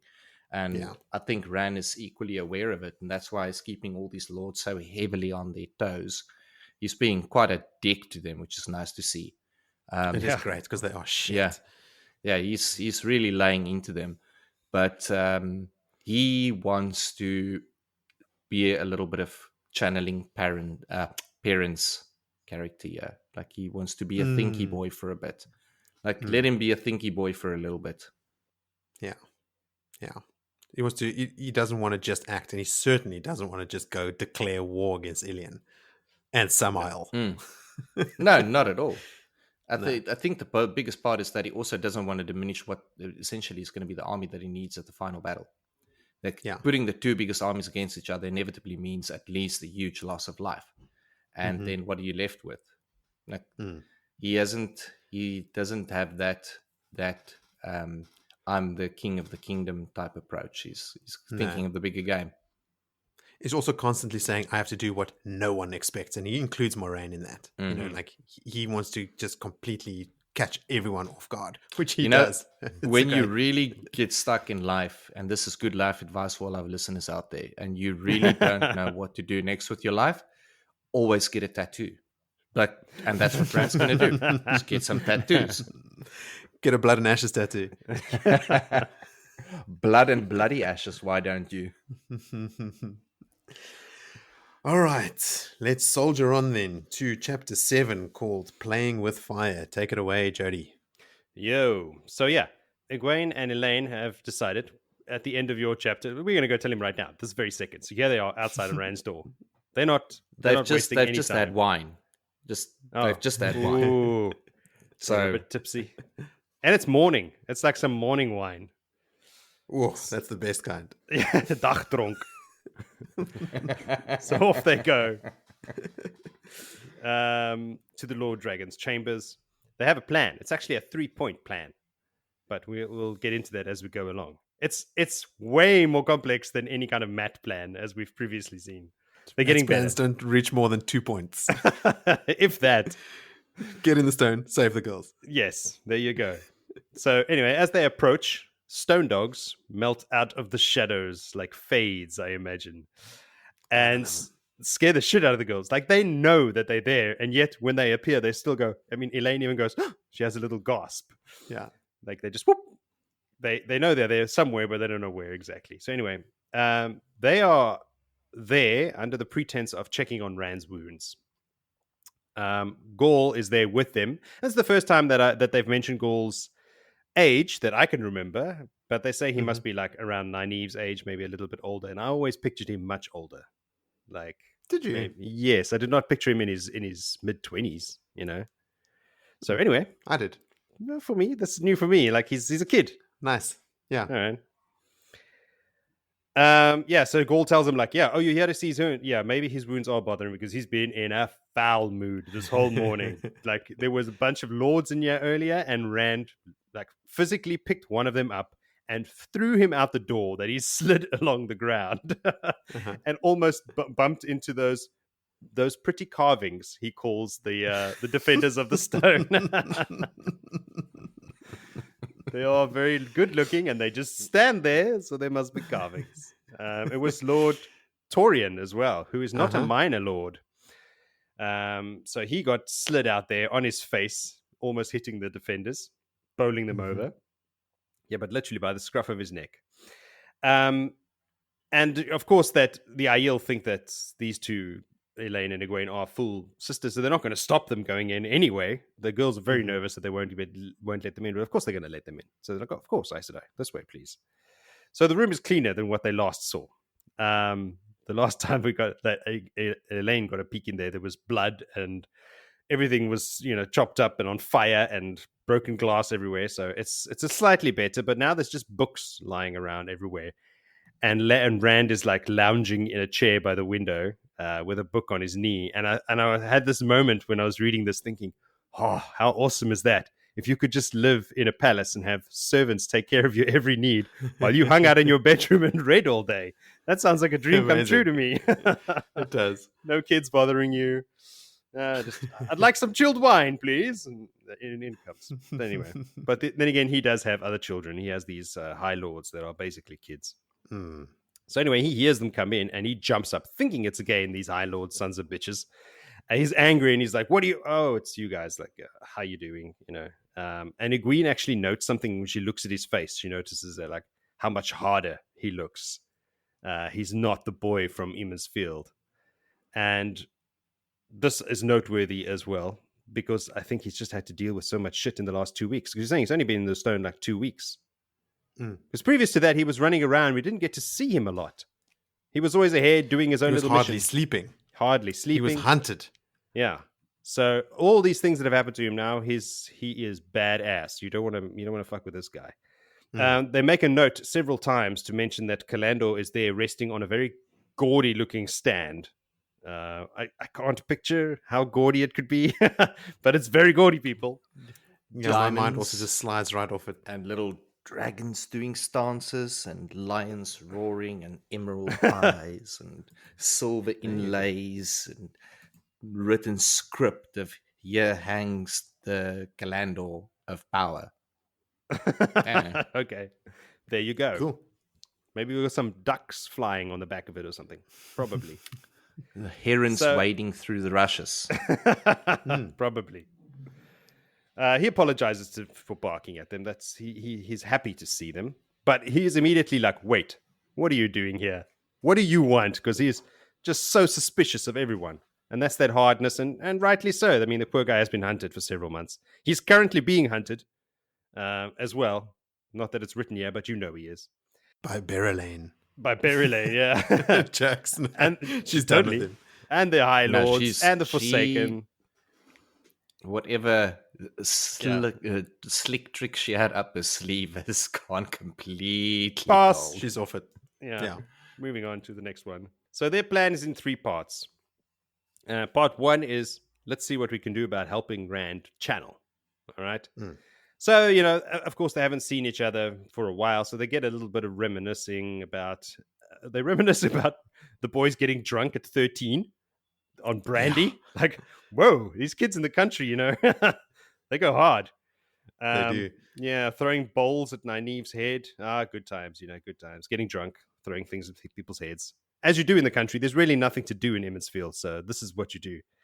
That bowl throwing incident was Egwene throwing a bowl, so she's like, no, we don't need to talk about old times. Let's get down to it. So he asks what they can help with. It's like, well, you want to help me, but what can you help with? I got a list of things I need help with. Number 1, can you make these High Lords listen to me?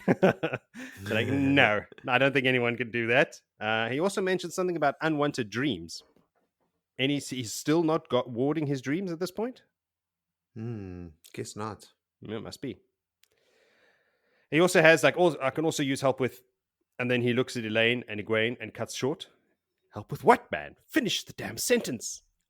Well, I'll cut in there. Sure. Unwanted dreams. The last dream Rand had to deal with was a little bit of a morning glory dream with the 2 women that were in that dream. All we needed was Min there, and it would have been the party. No, Min was there. Sorry, Min was no there. In the room with him. Yeah. No, I mean the room right now. In the room. I mean in the room with him right now. Yes, but that's where I think he trailed off there. Like, all right. I need help choosing between the 2 of you, the 3 of you. Right. Okay, perhaps it's that. Oh yes, and do any of you know the Old Tongue? Because he gets all excited, like, "Oh, you were in the tower, you studied Old Tongue," and he's like getting the books out. Translate this for me. They're like, "No, sorry, mate. We're studying other things," and we were only literally in the tower for like 4.5 days, so we didn't quite get to chapter 2, the Old Tongue, in our studies. I think Elayne learned some though. Elayne learned some in Camelin. Probably, yeah. In between the pot scrubbing and the Black Ajah hunting and the running away several times, we didn't have time to study the Old Tongue. I think as part of Elaine's royal upbringing, she mentions that she did get Old Tongue training, but decided not to mention it. All right. I don't recall that from this chapter. But anyway. Could be making that up. It's a possibility. When they tell him that they're there to help him channel, he gets suspicious again. And he's like, didn't Moiraine send you? Are you sure Moiraine didn't send you? Because this is the same thing. And this is what, in between these 2 chapters, Morris's chapter and this chapter now, it made me think, like, that's why Moiraine is so pissed off. It hasn't just been since then. She's been there since the attack. It's because Moraine's just come from the room trying to convince Rand to go to war. And he's like, no ways. That's why she gets to the room with the girls later on, is angry and is explaining about the war, because Rand brings it up here. He says, I'm not going to do that plan. And they're like, no, we agree. That's a shit plan. See, I didn't think that the girls came to Rand's room immediately after the conversation they had. Really? That's the impression I got. I just didn't think that was what happened. All right. That doesn't mean that's not what happened. It's just the impression that I had gotten. Because there seemed to be some prep. Like, Elayne had gotten some jewels from Avienda, who seemed to have a whole bunch of them. She was sort of dressed up. Yeah. She had her hair done up. Okay, so maybe they waited a day. And in between that break is when Moiraine went to Rand to tell him, like, you should start a war. That's the best plan for now. And he was like, no, I'm not doing that. Okay. All right. That could also be. But there's definitely needed some time for planning, because this is a 3-step plan. There are shawls and jewels involved that needed to be, and hair to be done. That takes time. All right. So they convince him, of course, that there's no conspiracy. There's no twisty Aes Sedai plot, because Rand is like, I'm not getting involved with you guys if you're going to bring your Aes Sedai plots here. And they're like, no. We honestly want to help you with channeling in whatever way we can. We understand it's, what's it, birds and fish, but we're going to give it a shot anyway. So they want to see, of course, if Rand can see them channeling or can see the glow or whatever. So they embrace the flows, but there's nothing. Of course, he doesn't see anything whatsoever. She reaches out as well. There's a point here where she reaches out with flows of healing to his wound and literally recoils in disgust and fear. And she's just amazed as well that, like, how can he stand that level of pain? And that's something we mentioned earlier, and that comes up later. Time travel jumps. That when they bond him, they're immediately like, oh my God, how can you stand upright with all this pain? And that's something you got to take into account as well. Like, it's constantly hurting 24 hours a day, 7 days a week. So if he's grumpy, cut him some slack. Yeah. So, yeah, amongst other things that are in his life. So that wound is incredibly painful. She says it seems like it wants to suck all the light in the world into it. Like, any flow she throws in there, it just absorbs it and does, nothing happens. So it's evil and painful. She tells Rand that, look, you've got to be as strong in the power as I am, like, at least, right? Like, you and I should be on the same level because we're pretty strong and la la la. So like, he must feel something, and what he says is, what I can feel is goosebumps. Is this the first time we get that in the books? I think so. Yeah. So this is where we discover. I think where he puts it one and one together, because Matt knows. He knows when they're channeling. Matt was like, goosebumps, what are you doing? Like, you're channeling, you're doing something. Only a man who can channel can feel that. Yeah. Matt can't feel it. Not all men on planet Earth. Moritz keeps saying yeah, but who are you saying yeah to? Me or Villy? I'm agreeing with Jody. It's a channeler that can sense another channeler. Yeah, but only male channelers can sense female channelers, but not vice whenever versa. there's been, and I'm referring to being channeled into. Yeah, well, that's vastly different from being channeled around. You'll notice that. Anyone will, yeah. Right now, Egwene was prodding his wound with healing. No, she was only embracing the source. Yeah, sorry, I should have been clearer. She doesn't. She embraces it and then lets it go.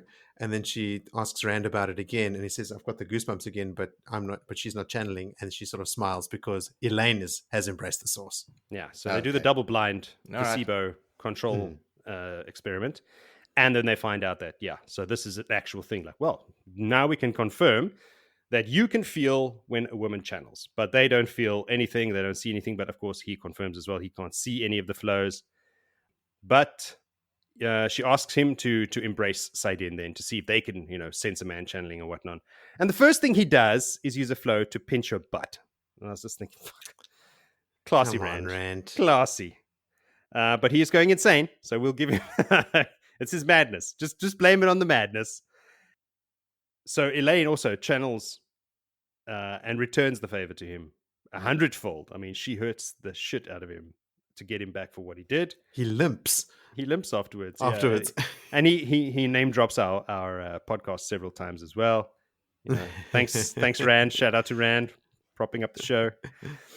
They give him some shit about being childish and tell him, like to do something. And I was like, this just brought me back immediately to Thor. You want me to put the hammer down? It's like, I'll show you. I was like, that exact same scene. So they're like, come on, like do something, not something stupid like pinching our butts. Like, we need you to do something. So he gets angry because they've just hurt him as well. And he goes like, I'll show you what I can do. So he lifts both of them up into the air. He shields them at the same time. Some tables in the room start walking around and dancing. Fire flares up in the fireplace. Dancing a jig. There's lots of jig dancing. There's a metal statue on top of the fireplace that starts melting and coming into fine strings. It's made out of gold and silver, so it turns into like a cloth. He weaves a cloth out of melted metal. It's like insanity. I'm wondering if there's a little George Martin nod here, because that statue is of a stag and a lion. A stag and a wolf, not a stag and a lion. A stag and a wolf. Could be. Like, they were friends. Yeah, they were buddies. So I thought, I'm wondering if Martin stole it from here, or if he put it in just to like say to his buddy, like, hey, check it out. So into fine string, and he weaves that cloth, and then he begins shouting as well, because now he's really losing his shit, and he's shouting, do you know how it feels? Like the taint, you want me to do all this stuff, but how it feels, the taint, the madness. At that point, he's screaming, and they're still hanging up in the air. The tables burst into flame. Those jig tables are now no longer doing a happy jig. There's books flying around the room. The bed explodes again. Later on, he mentions, like, I don't think they're going to give me another bed. Like, a bed a day is their limit. Rand seems to like realize what he's doing at this point. When beds explodes, that's usually when he comes back to his senses. And he lets go, of course, lets go of everything, and everything drops to the floor. And the fires go out. Elayne and Egwene like fall to the floor as well, and just like are clutching each other out of fear and also for support, and just like, holy shit. Egwene takes this opportunity to tidy up a little with flows of air. I was like, there are other things to do, woman. She plucks the feathers that came out of the exploding bed with air and puts them back on the bed in a nice little pile. And realizes, holy shit, Rand is way, way stronger than me. Like, my initial assumption that we're both pretty close. He's even stronger than Nynaeve when she's angry. Like, so she might come close. Yeah. Nynaeve might come close, but otherwise, we're nowhere near this guy. Egwene has a little bit of a sense of self-importance through this chapter. She does, which we'll get back to as well. Yes. So after all the madness, they decide, well, okay, now we're going to sit down. Let's just have sit down and have a calm little chat. There's some books on the chairs that they have to move off, and I thought interesting to mention the names. That one of them, the titles of these books, is The Treasures of the Stone of Tyr. So he's looking for something, perhaps a twisted doorway of kind. The second book that they mention is Travels into the Aiel Wastes, with observations on the savage. The savages. Yeah, on the savages.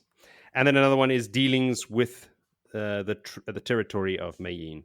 So all three things that we were talking about anyway, and that will be of importance, are here. So he's already formulating a plan, because like at the end of this podcast, he's got a plan already, which he knows what he's going to do. So I think he's already figured it out here, the surprise that no one's going to expect. So they talk a little bit about the differences. They talk about embracing the source, and talk about the differences, and they ask him to embrace the source, and he's like, embrace? Like, no. It's wrestle. Like, yeah, if I had to let like surrender to the one power, it would scour me away. It would kill me. So we get a nice little breakdown here. I know it's something that we all know already about the differences, but I think this is where it's nicely broken down for us for the first time. This embrace and wrestle. He tells him about the flame and the void. And he even mentions here that Celine mentioned it. It was just somebody I met once. And ironically, they met her as well. And she'll be back pretty soon, calling it the oneness. Egwene explains that the rosebud and surrendering, so they've all got these similar techniques on how they do that, and that he should try that, like surrendering to the rosebud. And he's like, no. There's no surrendering to that. And they talk a little bit more about, controlling how he has to wrestle the flows where they have to surrender and blah, blah, blah. So they talk a little bit more about similarities and differences. And then Rand's like, all right, well, I suppose that's the end of that then. Thanks for coming. I've got some high lords that I need to box around the ears for a little bit, and tries to get them to leave. And then, of course, it's time for part 2 of Elayne and Egwene's plan. where Egwene tells Rand that she doesn't love him anymore, like that, and that she doesn't want to get married to him anymore. And it's kind of like a I don't know, some sort of teen romantic comedy. Moritz, you're the specialist in this area. But like he's trying to tell her that I was thinking the exact same thing, and she's like, yeah, whatever, bro. Like I'll let you down easy. And he's like thinking, yeah, okay, Egwene, I'll let you down easy. You can hide your feelings from me. And they both have the exact same feelings, and they both think that the other person is kind of lying just to not hurt their feelings too much, and blah blah blah. But there's a lot of that. They're very very relieved that eventually that's out of the way, and they both feel the same about each other, which leaves Egwene in a good position to then leave the room on her ace. And that's basically how the chapter ends. Yeah, that's what I was talking about with Egwene's sense of self-importance. Like she seems convinced, like it's impossible that he wouldn't be hurt by this and in love with me, and I'm really letting him down. Yes. And I think maybe, because I identify more with Rand as a man than with Egwene, I'm a bit like indignant about it. Like, how dare you? He said he's fine. Listen to his words. He doesn't have feelings. Didn't they have this conversation in Faldara? Yes, they did. I think they were interrupted. Like it wasn't a private conversation. No, they were in the hallway, and like it was after one of like the like Rand stormed into the women's apartments or something, and they had a conversation there. But they did. Yeah, she's going to the tower, and he's going to do his thing, and it's not going to be an option. But now I want to go back to Rand's dream. Yeah, when he dreamt about having a threesome in a hot tub. And he used to say, was this Egwene in the like in his dream, or was she walking the world of dreams? That's why I said, like, nah, that was just her in his dreams. Because he dreamt that Egwene. There wasn't actual Egwene. Yeah. Because this sort of it's hard to tell. I've been looking out for it. Well, I've been looking out for it to see if he mentions or she mentions anything about having seen him already dreaming about Min and Elayne swimming naked in the waterwood, but she never thinks that or mentions anything about it. Yeah, there's nothing. So that kind of stuck to me in the back of the head there. But yeah, good up for Egwene throwing a sister a bone. We can take the pin out of that one. Just keep it handy, Moritz. That pin, we're going to need it in a few minutes. I got a bucket of pins here, buddy. Vil, just your comment earlier about like having someone sense channeling around them before. I think I'm with you. Like, I think that Rand has sensed people channel around him when he's talking about like he has a cold shiver or like he feels his skin prickling or something like that. The very first channeling that happened when they fled the two rivers on the horse, and Bella got Moiraine healed the horses except for Bella, which he willed on himself. Yeah, he felt a shiver go over him. He picked it up, but Matt also picks it up. He distinctly also, but Matt doesn't channel. That's why I'm saying that. When does Matt pick that up? Yes, when he was healing, and one of the Aes Sedai in the tower came to him and touched his forehead, and he kind of immediately feels it, like you channeling. Lanfear. No, it was one of the Aes Sedai, not Lanfear. Like, well, if they channel into you, then you're going to feel it. Anyone will feel it. I'm just like when the thing is, he can sense when a woman embraces the source. Is that it, or only when she starts using flows? I think when she embraces the source, it's the equivalent of the woman seeing the glow. Yeah. Okay. All right. Well, there's a little bit of overlap there in the sense that obviously Rand had the ability to channel, therefore he could have felt what was happening at that time, and he was the only one that did as well. The only thing is Matt have already started association when there's being channeled at him, like he can feel that. Matt certainly can feel when flows are being channeled into him, especially for like healing and that sort of something. That's a very obvious one. He's been healed so many times. Matt is also just a natural skeptic. Like he's super suspicious of the Aes Sedai. He's like, "Are you channeling at me? Are you channeling?" Like that's sort of, he assumes that they are all the time. And his whole attitude towards Aes Sedai, which also come out in these chapters, the thing that he asks of the Finns that give him the Foxhead medallion, he says he wants to be done with him. He doesn't want anything to. That's why they give him the Foxhead medallion, so that no one can channel at him anymore either. Like his whole thing is don't channel at me or near Mm. me or anywhere around me. So yeah, maybe there is some like foreshadowing of sort of that sentiment Yeah. before. But I think that the mechanism that is trying to be conveyed here, that Robert Jordan is trying to sort of establish, is the equivalent of two channelers, that female channelers that can see the glow around each other. For a male, it presents as goosebumps instead of seeing a glow because they can't see the glow. I think that's what he's trying to establish here to use later as like, oh, he can sense someone channeling. What Jody, just to pick up, and I am still on it that they went straight from the meeting to Rand, because Moiraine at that says that they have 4 days until the boat arrives. And after that, there's still 4 full days until they're going to be leaving. 3 days. The fourth day, going to the fourth day at the end of it. But it's not like we've got 4 days and then the next day, like we got 3 days and it was only 2 days then that they hung out and stole secret kisses in the passageway. So I still believe they went straight from that. Whether they just passed their chambers and dollied themselves up, I mean, that would be a very Elayne thing to do. She is, after all, the Princess Heir. She's not going to go and... They also had to go to Avienda's room because they comment on the fact that she had a whole bunch of stuff that they didn't expect to see. Oh, yeah, she got some jewels from an yeah. Aiel. Okay. Avienna's already preparing for her wise one transition, is she? Mm-hmm. She knows it's inevitable because they're already giving her shit about it. Also, hadn't Moiraine and Elayne just come back from healing Rand? Yes. He's already got a new mattress. He's sitting in his chair reading. Okay, It's so not there was exactly- some time, but it's the same day. Billy Yes, is... I know what you're saying. There's very few days that they're working on. It's and not a I'm pretty day sure that- gap. There's not a sleepy time gap between.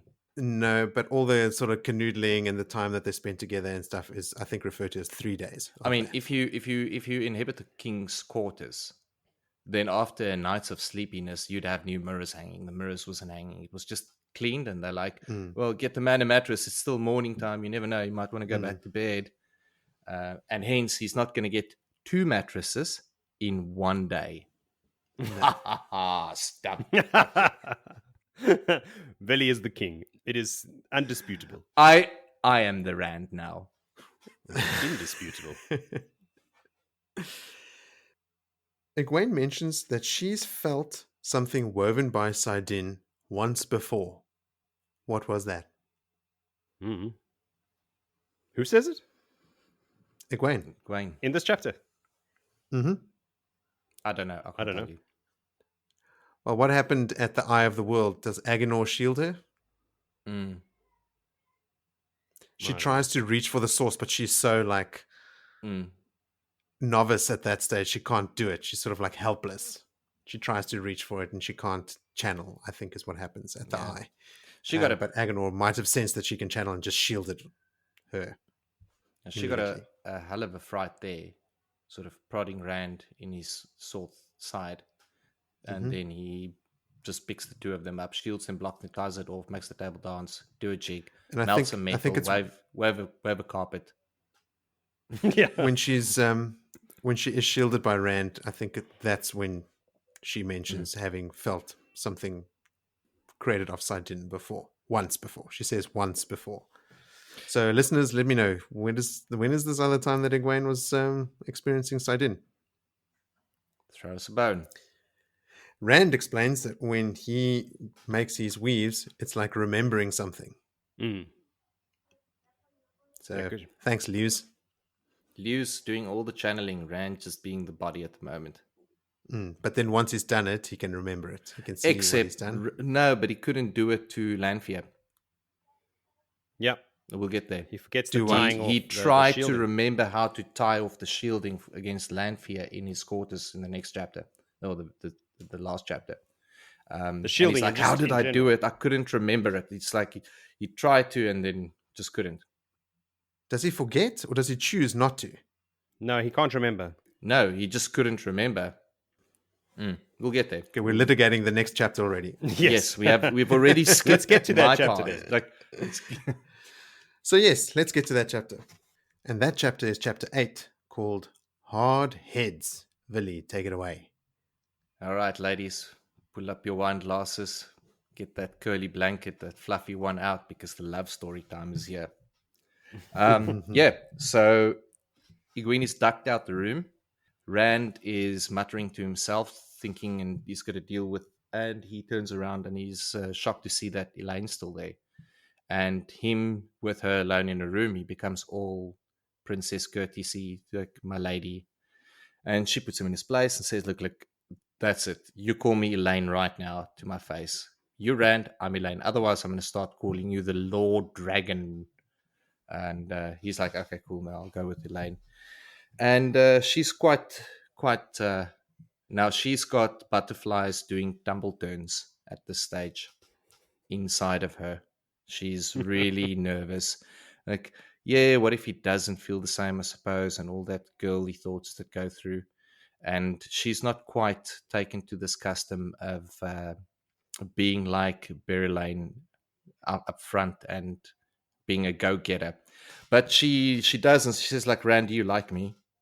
And Rand's like, yeah, I like you. And she's like, well, I'm fond of you. Now they're playing some word games. And Rand's like, oh, you fond of me? And she tells him straight up, I want you to kiss me. And he leans in, and there's a cut scene, and she's now just hugging him, lying on his chest. Doesn't want to let go with his sturdy arms around him. Definitely not a rejection that happened in all of that. But in saying, like, it doesn't have to be as formal as in the courts. Like, I'm not asking you to betroth me. I'm just saying, like, are we eye to eye? And it seems that they are eye to eye. It's Are they going steady? good That's thing. all she wants to know. They just they're going steady. They're not putting a label on it at this moment, which is quite nice of Elayne. I mean, being so he's a farm boy. He's just a shepherd that knows how to tend to sheep.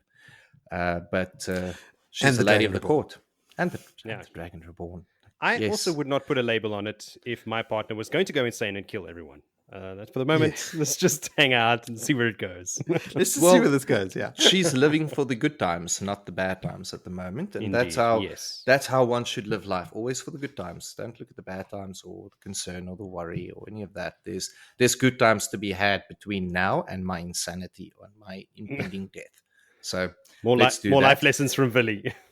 Yeah, and they basically get to the point where she says, look, in 4 days we are leaving. We will be taking these Black Sisters back to the tower, to the other 200 supporters that they have there, which makes total sense.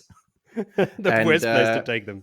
You'll be left over here. So they kind of get the idea that they're going to have a little 4-day romance going there. She then goes and leaves his quarters after a little snuggle and a kiss and a huggle. And in comes the lords for a tax meeting. Now, we all hate tax, some more than others.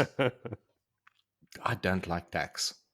Don't like talking about tax. So Rand approaches this topic with these lords at the same vigor as I approach tax conversations. And he basically says to them, look, there will be none of this. You will not be taxing the farmers because they dig in the ground and grow. Like, you will reduce their taxes by a full third, and you're going to reduce the common peasants' taxes by a half. But then they're like, yeah, but they'll just keep on farming, and they're going to get, where's all the grain going to go? And it's like, well, that's a really good point. Cairhien doesn't have any grain. You will now negotiate with Elayne ships that will be done in payment of grain and send grain that way. Like, this is going to happen. I want this to happen, and I'll have no terms, or there's no discussion about it. Like, get this working, get it into place, and shuns them out the room. So he's not allowing them to play Dias Daimar at all. He's put a stop to that there. But okay, chapter cuts then to Egwene that has now just left Rand's quarters, and Matt just happens to wander upon her. Planned or unplanned, not sure. But he falls in with her and walks, but keeps quiet. And she's like, "Hi, Matt. Hi." Like, had a little laugh, like, have a little bit of a close moment from their childhood. I mean, that is still Matt, and that is still Egwene. And he's like, "Look, I need advice. Like, I think it takes a lot of him to get to that point where he's going to her, but he's not sure what his next step should be. He wants to go, but he knows he's tied to Rand." And she's like, no, what is it that you want? And he's like, I just want some answers. Like, I've got these gaps in my memory. I've got these, I'm not sure where I fit into this puzzle. And I don't want to abandon the puzzle, but I'm stuck with the puzzle. And she's like, well, there is one thing that you could do. There's this archway that is a terangrial in the dungeons, and that gives answers, but there's strict rules and you could die, but just as long as you speak to Moiraine before you do it, but you can get answers there. Just Matt's like, what? Not keen for anything to do with the power, but he remembers it, and it eventually progresses to the point where he's walked down to that doors to have a little look, and then like, what am I doing here? I'm gonna get out of here. But he is made to promise by Egwene that he will not do anything until he speaks to Moiraine about it. That sounds like a promise he won't keep at all. Like, it's a promise he doesn't make. Yeah. But we'll get to that.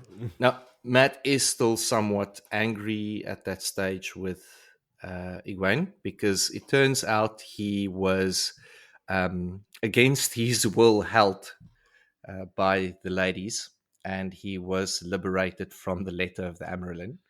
That's like, you know what? If you asked me, I would have given it to you. There's no reason for you to tie me up with airweaves and steal my stuff, as he puts it. And I think Egwene thinks to herself, well, they did ask, and he said no. So, okay. Yeah, Matt being Matt, they had to Matt handle him. But yeah, so he's been relieved of his letter of what was the letter? Power. Permission to do, letter of power, of authority. Yeah, and that's pretty much that chapter. I mean, I wish I could do justice to the intense unread words that was going on between Elayne and Rand, but my words fail me, obviously. I've got a couple notes, Joe. Do you have anything to add there? You go for it, Moritz. More of this sense of self-importance from Egwene, like she's sort of thinking to herself as she's leaving Rand's chambers that that Rand was obviously lying and acting strong, like he actually did want to marry her. It's what I said in the previous chapter, but also here when she thinks Matt's lip-curling stares at the nobles would have gotten him in trouble if she wasn't there. But she's only around him this time. He's been around there staring at people and curling his lip at all of them, and he's been fine. So just relax, Egwene. Yeah. It's not your presence around him that's keeping him safe. He's been safe this whole time. So be quiet. Also, it's reached the point where he doesn't have gambling partners anymore. They don't want to gamble with him, the lords. Yeah, but I mean, she's not providing any sort of protection to him that he doesn't already enjoy. But also when they're talking at one point, and then she tells him about the doorway, and then her very next thought is like, oh, Matt, show a little sense. When she's just blurted out this incredibly dangerous terangrial secret that Moiraine told them to sort of, keep between them. She just blurts it out to him. Now, I do have a theory about that. Matt is Ta'veren, and I think she blurted it out against her will. But to immediately think like, oh, Matt, show some sense. It's just like annoying, like, no, Egwene, you show some sense. In short, we can basically say Egwene cost Matt an eye there. Does he lose his eye in this first one? I don't think he goes twice. Yeah. But is it the same archway, or is it a different archway in It's Revelio? a different one. The one takes him to the Aelfin and the other one takes him to the The Eelfin. Eelfin. And then he goes through the Tower of Genji for a third bite at the cherry. That's the third time is when he loses his eye. When does he get it hung? Ruidian, the second Ruidian. time he goes through a doorway. Mm. I mean, this. Hey, I said that with a lot of let's confidence put again. some pins in those and just wait till we get there. Pin. Just fire a nail gun and off pins at this statement. When Rand is meeting with the nobles or the High Lords, he notices how they are not looking at each other, which he only notices because of a note that Tom had slipped into his pocket. He's like, take note of how these guys are not. It means they are, if they're not looking at each other, they have decided not to, which means they are colluding.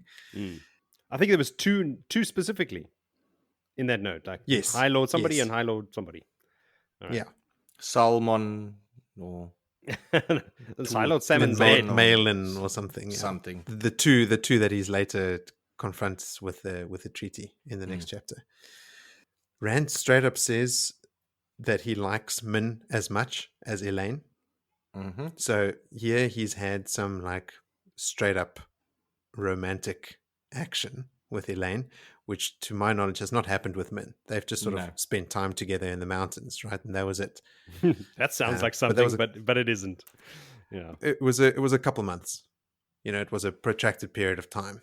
That whole winter they stayed in the mountains, they were spending time together. I bet you Rand is thinking about that dream and thinking, geez, can I make this a possibility? Could this really happen?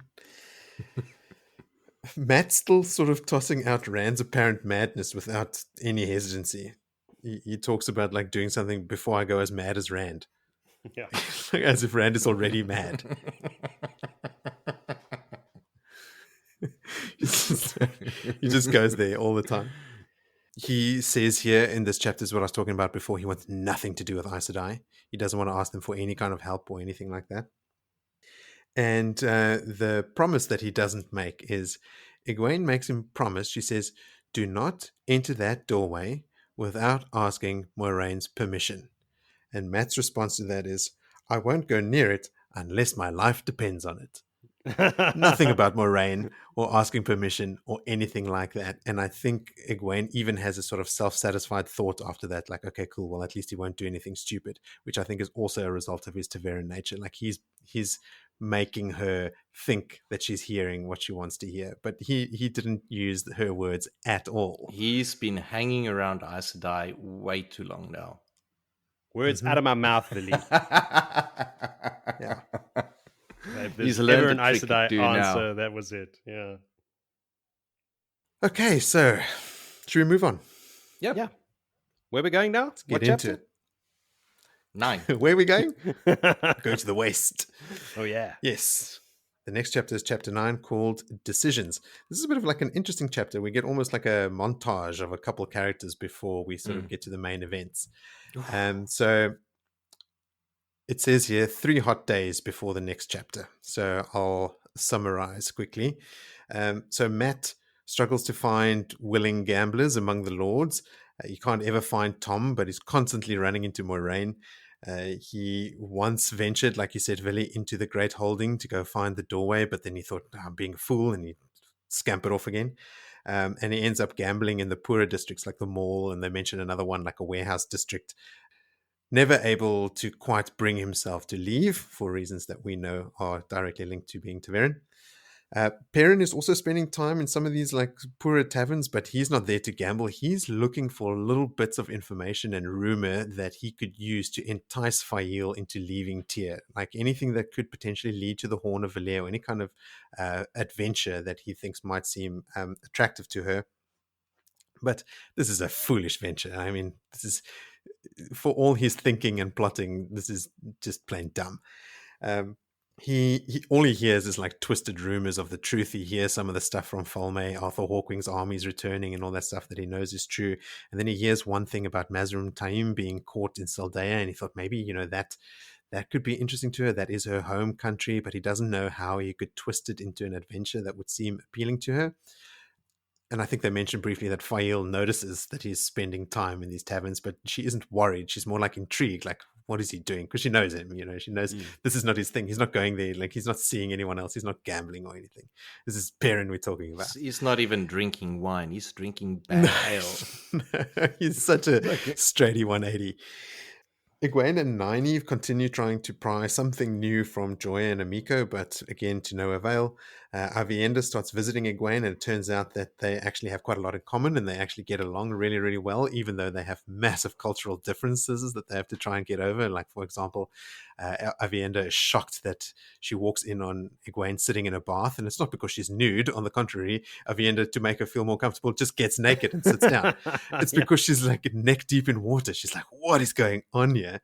And Egwene can't understand Avienda's opinion that she and Elayne should have done something drastic about Elayne a long time ago. I think going so far as to allude that they should have killed her. She is not beating around the bush about Elayne and what she thinks of her. She's disappeared her. That was so great. She's like, well, you could do it in a fist fight, but she looks like a woman that will come back and fight again.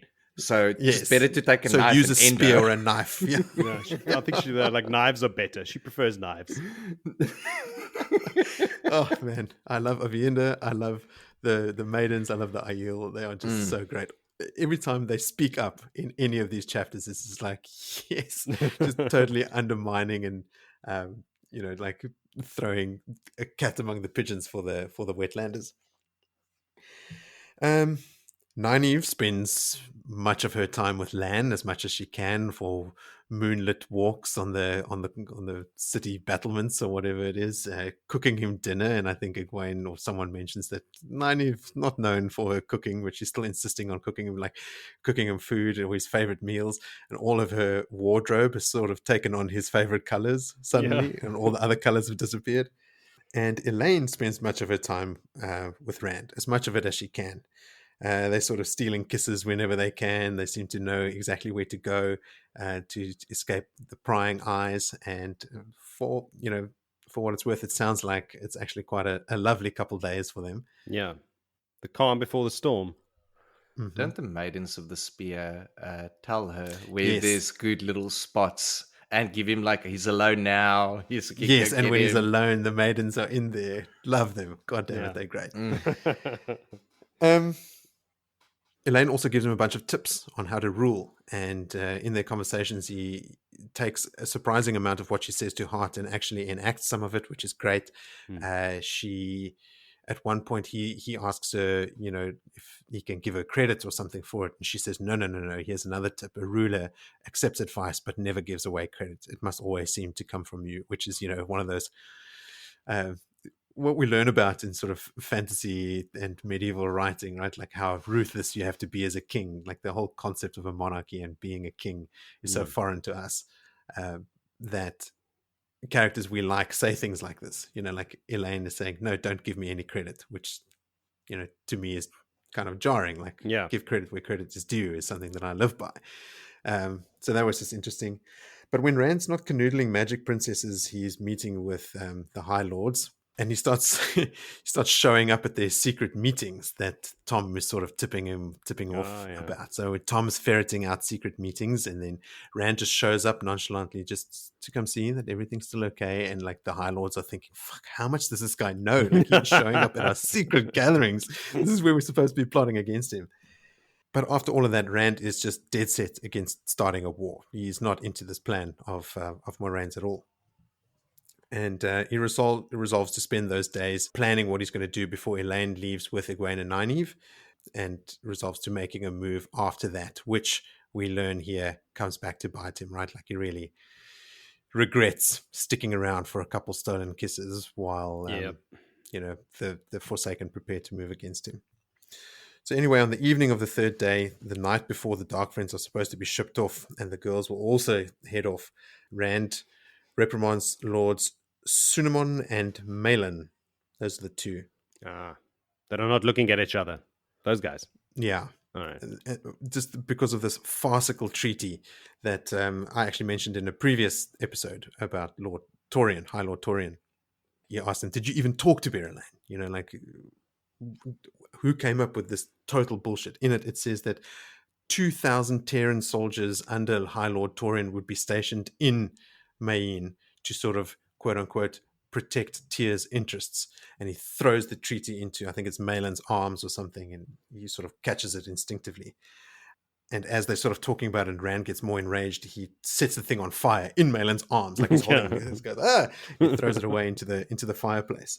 And that's when he says to them, you come back to me tomorrow with the treaty by midday that is fair, or I will hang both of you at sunset. And I will hang 2 High Lords every day until either all of them are dead or I get the treaty that I want. And they are shit scared, right? So as they leave, Rand is kind of a bit freaked out by the fact that he thinks he actually meant it. Like he's that angry, he's going to start hanging people. This is our little shepherd boy from Eamon's Field talking about hanging High Lords in Tyr. So yeah, he's certainly gotten a lot harder. He's sort of sitting there looking at his hair and brands, recalling the prophecy and musing over, like, why would I need more branding? Like, what are these dragons? What even is a dragon? No one seems to be able to tell me what a dragon is. And he's busy looking at these brands when in walks Selene. Hello. Easy as you like. Remember me? Yeah. He's obviously shocked, and he notes that Egwene and Elayne were only pretty beside her. Yeah. Like, he's just spent all this time. Like, I mean, he clearly has feelings for Elayne and stuff, but he cannot deny the fact that, the most beautiful woman that he knows, didn't mention Min, No. are only pretty beside Selene. Now, I want to see if you picked up something there at that point. Again, they're making a very pointed reference to a silver belt. Yeah. No, I can't not notice it now. Every time. Yeah. Yeah. He also says in that moment that she doesn't have the same effect on him that she's had before. Which could just be the sort of love-struck feelings that he had when he was around Selene. But she also comments here that, you've been marked. No matter, you will be mine. Remember, she marked him at the end of the Great Hunt. She did something that she drew the symbol on his head. People think that she healed, the wound in his side with the true power or something along those lines. But here he's mentioning that she doesn't have the same effect on him. And I think she notices that as well. So maybe her silver belt is a ter'angreal that sort of, melts people in her presence to sort of be more pliable. It's not straight up compulsion, but, we spoke about Egwene having a similar sort of reaction to her when she runs into her in the tower. Yeah. And as soon as she's disappeared, she turns around, she goes, wait a minute, no, that was the wrong way to act. So, yeah. I mean, the silver belt could also just straight up be a way to identify her as Lanfear. It happens with Cadswain and like her little things in her hair and like a couple of different people in the story, I think. Yeah, but those little things in her hair are ter'angreal. True. I'm still saying that silver belt is a belt of evil. It's a snake. It's a snake. Yeah. So anyway, Selene says that he has changed and that he seems harder, like we just discussed as well. And after some pleasantries, she straight up just tells him that she is Lanfear. Yeah. And by the immediately way, launches into a sales pitch for the Shadow. Yeah. He reaches for Saidin and he finds himself shielded. Can't channel. Whoopsie. And he sort of starts backing up towards Calandor, but he hits a barrier of air. And Lanfear says she can't fully trust him yet, not with Calandor. And here she says there are only 2 more powerful than that a man can use. So the Kuden Kol and the Sarkhanen. She then asks him, do you want to see my true form? And she goes ahead and dispels her mask of mirrors or whatever that weave is called. And she still looks basically the same, but older. And Rand mentions that somehow even more beautiful. Selene, who already makes everyone the loves of his life pale by comparison, now looks even more beautiful. So Rand asks her, okay, he's sort of starting to come around to the fact, like, shit, okay, this is Lanfear. And he asks her if she's going to kill him. But she says she means to have him, and she's going to have him forever. That he loved her long before that pale-haired milksop stole him. Obviously talking about Elayne, but Rand is thinking Elayne, because they've sort of been canoodling now for a little while. And this is going to be a record for using the word canoodling in a podcast. But that's exactly what they were doing. Yes. And when she says that, Rand snaps back and goes, and you love power. Yeah. You know? Straight up loose there in here. That is undeniable, right? And it actually takes her by surprise as well. Yeah. She's taken aback by both the comment and the fact that he is speaking as if he knows her. Yeah. But she composes herself and she tells him that he's done pretty well unaided, considering he's got no help, but he needs someone to train him, or otherwise the other Forsaken are going to kill him. And she explains something that hadn't really hit home for me, that they're not going to kill him because they're scared of him. They want to kill him because they're jealous of him. They think that the Dark Lord is going to put him above all the Forsaken. That the Lord of the Dark One is going to put Rand as his nameless, and all the other Forsaken are going to have to answer to him. And she says that the Dark One told her as much. And that's when she starts explaining that you can go to Shaiol Ghul and you can hear him and sense him and bathe in his presence. And she gets this sort of euphoric, ecstatic look on her face, which, freaks Rand the hell out. I mean, this is a pretty strong start for a sales pitch, right? This is not how you convince Rand to turn to the shadow. After she's told him about sort of, going to Shaiol Ghul and being able to hear the Dark One, she then straight up offers for Asmodean to train him. Yeah. Which I thought was interesting. I'd always thought that Rand had to force Asmodean to do it. But it seems like Lanfear was sort of putting the wheels in motion for that specific relationship between the two of them to exist already, which is probably necessary to get one of the Forsaken to agree to training the Dragon Reborn. He doesn't agree. He's under some sort of... she captures Asmodean. Yeah, she weaves something on him. I don't know what. But he has no... she puts a limit on the amount of power he can use, he can touch. That's right. She caps him. I wonder if she uses the true power. Oh, maybe. We'll have to... Something that Rand can't affect. This is a Raffo moment. That happens in this book, right? When he meets Asmodean in this book. Is it on their journey to the waste? I don't know. I think it's this book or the next. It narrows it down to the next 1,500 pages. Yeah. But she says with Asmodean's help, he can learn to use Saidin properly, and they can kill all the other Forsaken. They can even destroy the Dark One. She starts talking in a whisper and alluding to them using the Kudenkaal, even the Creator. She has some pretty ambitious plans, old Lanfear. Not shy. Plan fear. But good old stuff. Yeah. Good old stubborn Rand refuses and promises to kill her and them all and the Dark One. And, which is a pretty bold claim considering he's here shielded and blocked. Yeah. You can't do shit, yeah. And you thought Egwene was arrogant. Yeah. And self-important. So, Lanfear changes tactics and she says she could just take him with her, which she very easily could. She can just wrap him up in air, open a gateway, step through it, and turn him with 13 fates. Yeah. But Rand sort of just tries to buy some time.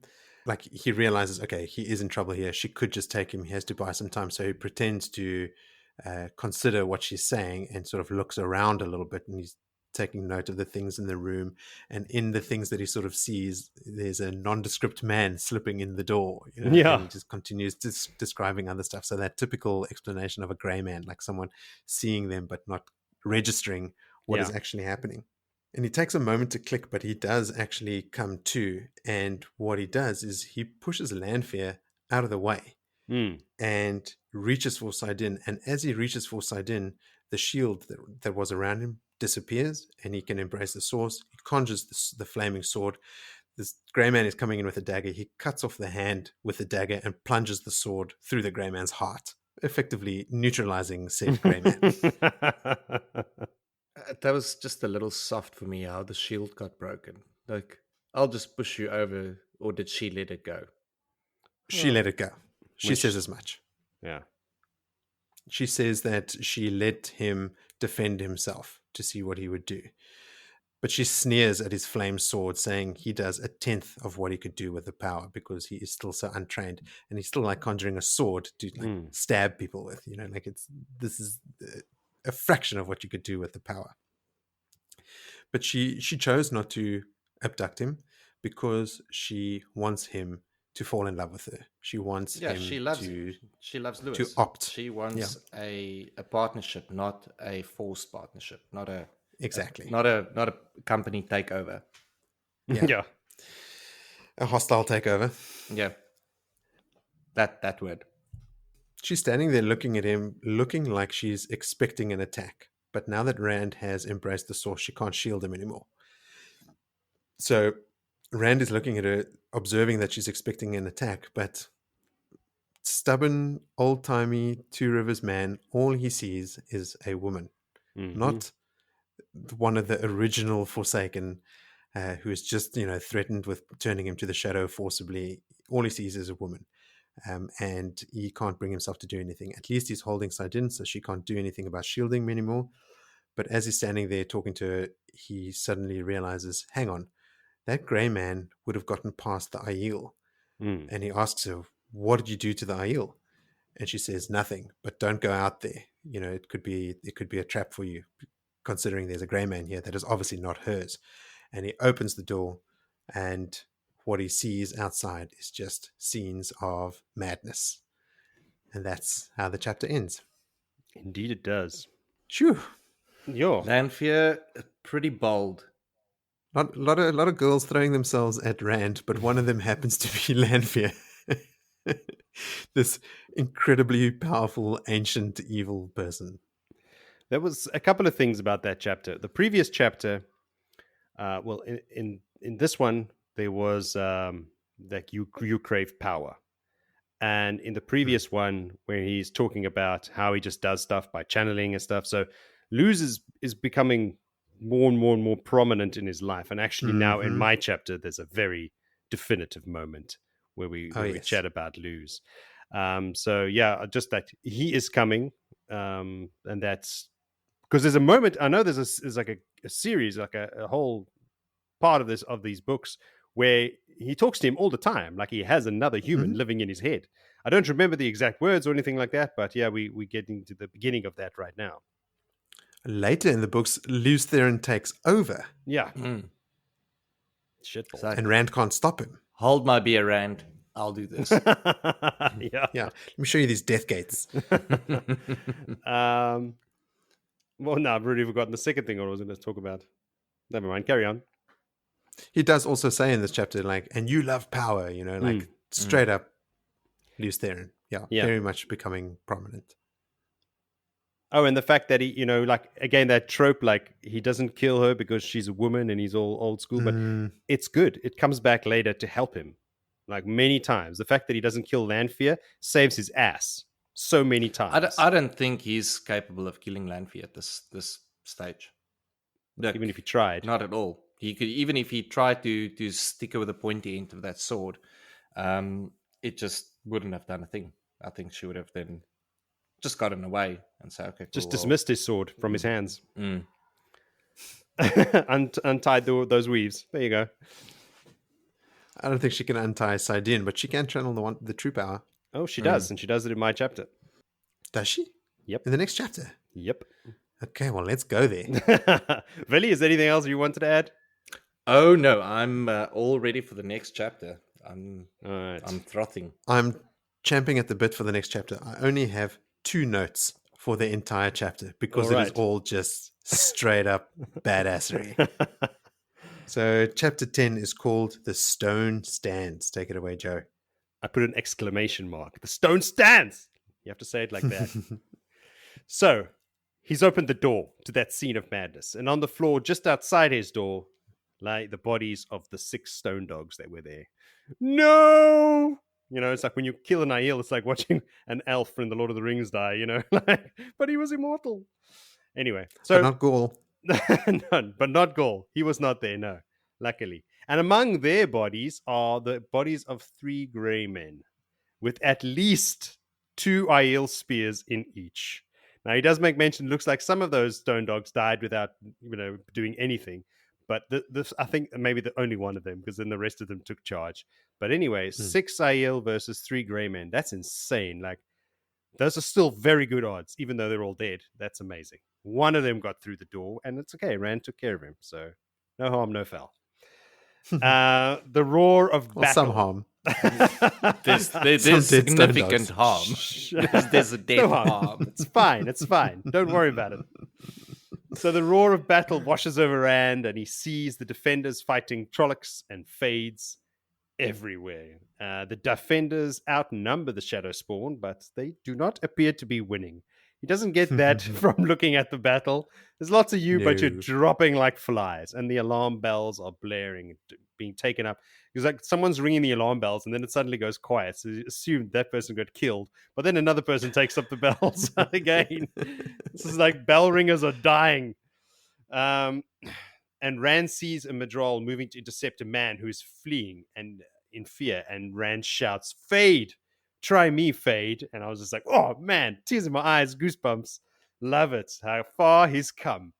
And he's like, hey, there's a Fade. Fuck you, Fade. Come here. Let's pick on someone your own size, It looks at him, and the fear flows over the bubble in the void. And that's another great thing. Like, he feels the fear hit him from that eyeless stare, but it's just like flows around him when he's in this bubble of the void, which I thought was fucking rad as well. And then of course we know the Aiel are, I wonder how they deal with it, the fear. Do they not feel it, or they just deal with the fear that comes from the Eyeless? I think they embrace it. Their whole thing is like they embrace pain and fear and all that stuff. Like, they're like, okay, they say dance there's with that the thing, Shadow Man. Yeah. Yes. So they feel it as well, but they just overcome it,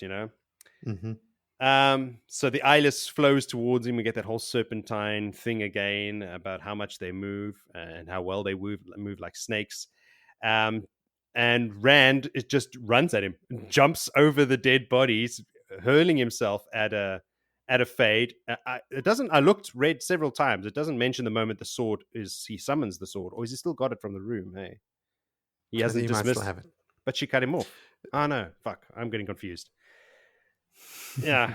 Okay, so he still got the flaming sword from the room where he killed. Yeah. Okay, that's where he had it from. Anyway, he kind of slips in the blood as he lands, because as we mentioned earlier, there's a lot of blood, a lot of dark pools of blood on these dark marble floors, and that kind of saves him as well, because he's managed to deflect a sword intercepting for his brain, and he starts while he's fighting this Fade now. He starts screaming, "Rally to the stone," and the stone stands, because those are the things that he heard the night he attacked the stone, which is just a few weeks ago now, when he tried to take over everything. When it did not stand. Yeah, it did not. But that's what he heard, the people screaming, so he figures, this is what will happen. This will help, galvanize these defenders. Boost and it does. Morale. It does indeed, and it works. And he hears other people taking up these cries as well. And his battle with the Fade is not going very well. He's just managing to deflect the blows, because he even mentions like this thing knows how to use a sword. He knows the use of the sword. So, and every time their blades clash as well, you get these white flashes of light, which I think very cinematographic. Well, what's the word I'm looking for? Cinematographically.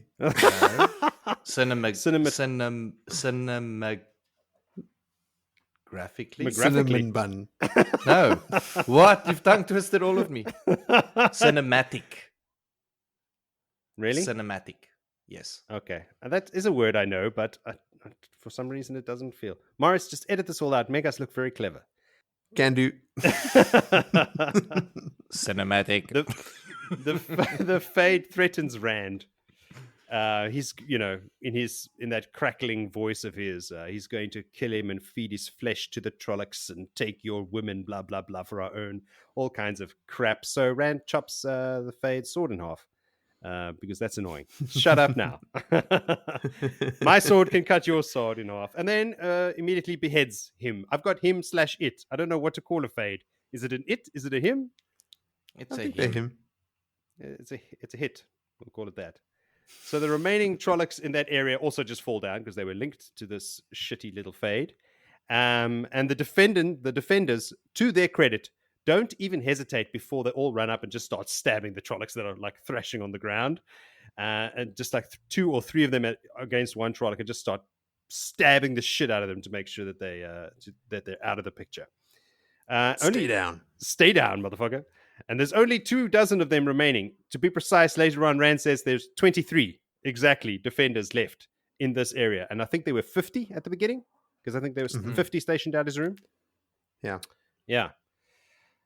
Rand orders them to leave the Fade because they were like, okay, we've done, killing these Trollocs. We're going to go get the Fade. And he remembers that thing like, no, Fades just don't want to believe that they're dead. He is dead. Just leave him thrashing around there. He'll be fine. All right. Yeah, Fades do that. Yeah, they do that. Don't worry about it. So wipe off your spears because their blood is going to etch into your steel. Regroup and then Rand, I see, I'm really calling him Lan. Rand leads the charge with his 23 defenders back down into the stone because there are sounds of battles coming from all over the place and screaming and whatnot. And he just runs and says, follow me, and just kind of hopes that they are following him. But eventually he hears footfalls behind him and he hears people screaming, for the stone and the Lord Dragon and blah, blah, blah. So he's like, all right, whew, they followed me. That worked. All right, so they're running through the halls. They're passing bodies of men, women, defenders, Aiel, servants, like just indiscriminate killing. There's just bodies everywhere, which is to be expected with Trollocs and Fades. And they find more battles along the way, and Rand focuses on the Fades, which I think is very cool as well. He runs past Trollocs, just ignoring them so he can take care of the Fades, because there's very few. Yeah, and there's who else is going to do it? I mean, he knows Lan is somewhere, but that's about all else, that the only other people, and maybe the Aiel, of course. And then leaving the Trollocs to the defenders and whatnot. And then the Aiel join him as well, bringing his ranks back up to around 50. I think he said they kind of doubled his ranks. So he's got this little army with him, and he's running through the stone, just having all these little battles. And everybody just knows what they're doing. Lord Dragon's going for the Fades. The rest of us will take care of the Trollocs. And also men, because there are dark friends amongst the Trollocs as well, who look just as terrified of the Trollocs as everyone else is, but they're killing defenders of the stone. So we've got Fades, Trollocs, and Dark Friends. Just Dark Friends are just the scum of the earth. Worst. Like they make me sick. Anyway, You're saying that because you're a Dark Friend and you're trying to hide your, build up your cover. My true colors. Yeah. Methinks the lady doth protest too much. Called you a lady, Billy. Aiel join them, and others break off. Others die. Some run off and have their own secret little battles, and then join them later on. And he's just, people are joining his group and leaving his group, and there's just utter chaos going on. At some points, he even finds himself fighting alone. He turns around and there's no one. He's just by himself, just killing some Trollocs. At one point as well, he comes out at the top of some sort of like staircase, balustrade area, and he sees Moiraine and Lan down in the courtyard below, fighting, being surrounded. And Moiraine is standing like to her, shoulders back straight, just looking regal like a queen, just fireballing the shit out of Trollocs all around her. You can smell the flesh burning before he even gets there. And the ones that she misses, Lan takes care of. And he's with the description as well. Like even with all of that, Lan has got blood all over his face, and he's going through the forms as if he were practicing them in front of a mirror. What, Vinny? You say they smelt a burnt Fade. No, it's burnt flesh of the Trollocs. Not that very distinctive Fade burning there's smell. There's still the distinctive Fade burning smell there. You know they never burnt that Fade in Whitebridge and that he got away, right? Tom didn't kill it. I know. Okay. I just like to poke holes at it. I do not know what a burnt Fade smells like, but I can promise you it smells different to anything else that's been burnt. I'm sure it smells different to burnt feathers. Probably. All right. I've just got awesomely. That's how Lan is fighting. Awesomely. That's all I've written. He sees at one point that Lan is actually brought to his knees. His knees buckle as a Trolloc hits him on the back of the head with an axe, with the flat of the axe, not with the blade. Easy now. And he wants to help, but he can't because just at that moment, he gets attacked by about 5 Trollocs. And he's got 2 guys with him as well, 2 defenders still. And they have to fight with that. So after dealing with them, he turns around again, and Moiraine and Lan are gone. And there's just burnt bodies and char marks all over the area that they were, but no Moiraine or Lan. No bodies, and they are not to be seen. So they've done their part, and off they go to the next battle. So he carries on fighting through the stone, and he sees men fighting Trollocs, men fighting men, the Dark Friends, and then the Trollocs fighting the Trollocs, and he stops and what? Now, the men fighting the men, I understand, but the Trollocs fighting the Trollocs? That kind of muddles his brain a bit. He thinks maybe just one of the Fades got killed, and the others that were linked to him went crazy and just attacked whoever they fought. I think we know it was two attacks by 2 factions. Like it totally one set was. of Trollocs and Madral well to someone else that came, and then they just like, hey, I suppose Samael. I didn't and then see the other you one at was the Lanfear. briefing. No, I didn't see you. Fuck you, dead. Anyway, They also say that if Trollocs aren't linked to a Fade, they are prone to just attacking each other. They get a bloodlust and they just attack everyone. Yeah. So that's why the Fades do link to the Trollocs. Yes, because you need to control these crazy people. Mm-hmm. So yeah, Vili, we will talk about that in more depth later on. So yeah, just as that, after he sees that, he comes running around the corner and he bumps into 3 Trollocs who are there preparing their midday meal while they are butchering some poor woman who's just was in the wrong place at the wrong time. Rand attacks, like they're both shocked to see each other, but Rand recovers first. Now, when that was written, I saw that line and thought, yeah, Rand. But he kind of fucks it up and he gets trapped underneath a Trolloc, his sword arm specifically. And a Trolloc is about to split his head open with an axe when another Trolloc kills that Trolloc from behind by chopping his head off, and then gives Rand some sort of glare and growl and runs away. And then Rand's just like, what the fuck is going on here? This is getting weirder and weirder. Did a Trolloc literally just save my life? And yes, it did, Rand. It did. Indeed it did. So Rand gets up, shocked that a Trolloc had saved him. And he sees 2 Madral fighting each other. Now he's really like, whoa, man, things are getting weird. So Trollocs fighting Trollocs, but Madral, that's weird. Suddenly, Lanfear is there. The reason for all of this nonsense happening. So she appears there behind him. I imagine she popped out of a gateway, or did she just walk calmly through all the blood until she met him there? But her suddenness kind of gives the impression that she just traveled to get there. And she's giving him shit again about not living up to his potential, using the 1/10. Like, you could kill everybody here right now, but you're running around with a fucking sword and you almost died right now, like 5 seconds ago. Again, she asks him to join her, the old join the dark side and, rule with me. That's actually the exact same plot that Darth Vader has. Join me, overthrow the Empire and the Emperor, and rule the world at my side. Together. It's the exact same thing. Yeah. So anyway, he asks her if it was her that sent the Trolloc to save him, and she's obtuse, but she doesn't want to because she says, "Look, if I tell you it was me, then you're going to start relying on my help, and that's going to be a bad thing." I doubt that he would rely on her help, but yes. So it's basically confirmed, that yes, she is in the stone with her Trollocs and her Fades, protecting Rand from what I assume at this point of reading the book is Samael's Trollocs and Fades. Perhaps, yeah. Look, Lanfear is a devious one. Yeah, they could all be her Trollocs and Fades. I don't think so, and I'll explain it to you later. Okay, when we find out where they all came from. So yeah. Basically, but she says as well, she also mentions that the other Forsaken don't know where she stands exactly, and she likes it that way. So I'm pretty convinced that the one faction was Samael sending Trollocs to kill him, and then she brought her own to kind of defend him because he is not ready. But Rand's not buying into her sweet words and promises of power and whatnot. So he channels and just pins her to the wall with air. I thought, I've got it underlined. That's a ballsy move, like all of a sudden. But now he is attacking her with the 1 power. And he wants to shield her. Yeah, Vili, at this point. He wants to shield her, but he can't remember how. He remembers how he got her up on the wall with a shield, like how he held the Egwene and Elayne, but he can't remember what he did to shield them, so he can't shield her. But she seems like Lanfear, totally untroubled. She's unflustered whatsoever. She's just calmly hanging on the wall in midair.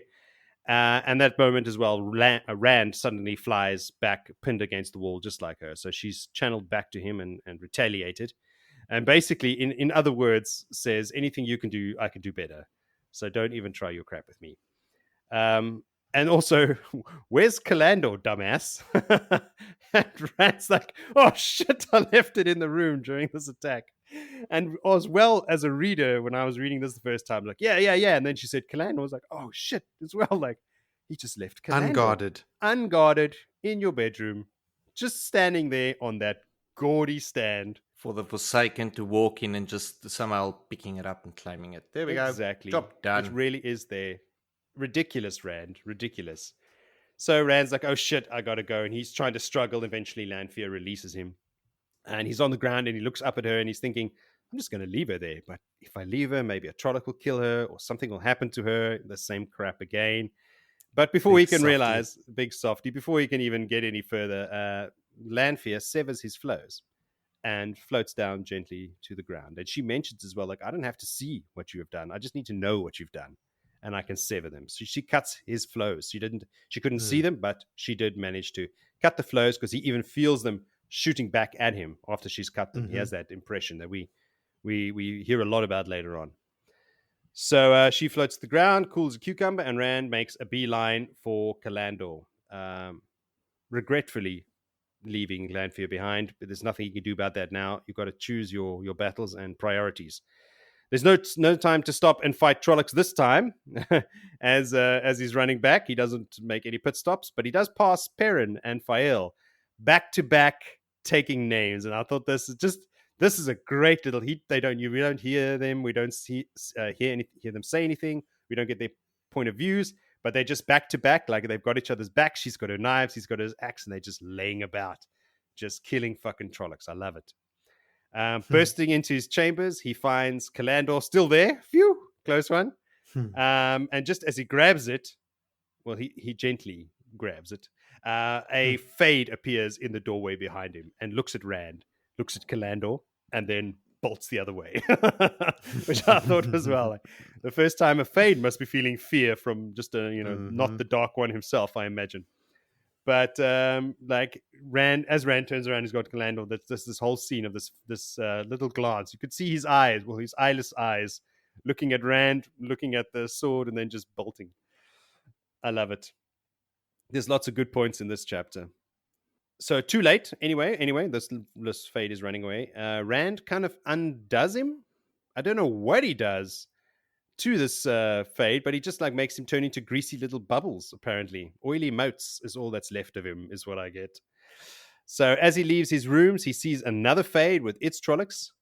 They scream and die in flames. He just channels now because now he's pissed and powerful, or even more powerful.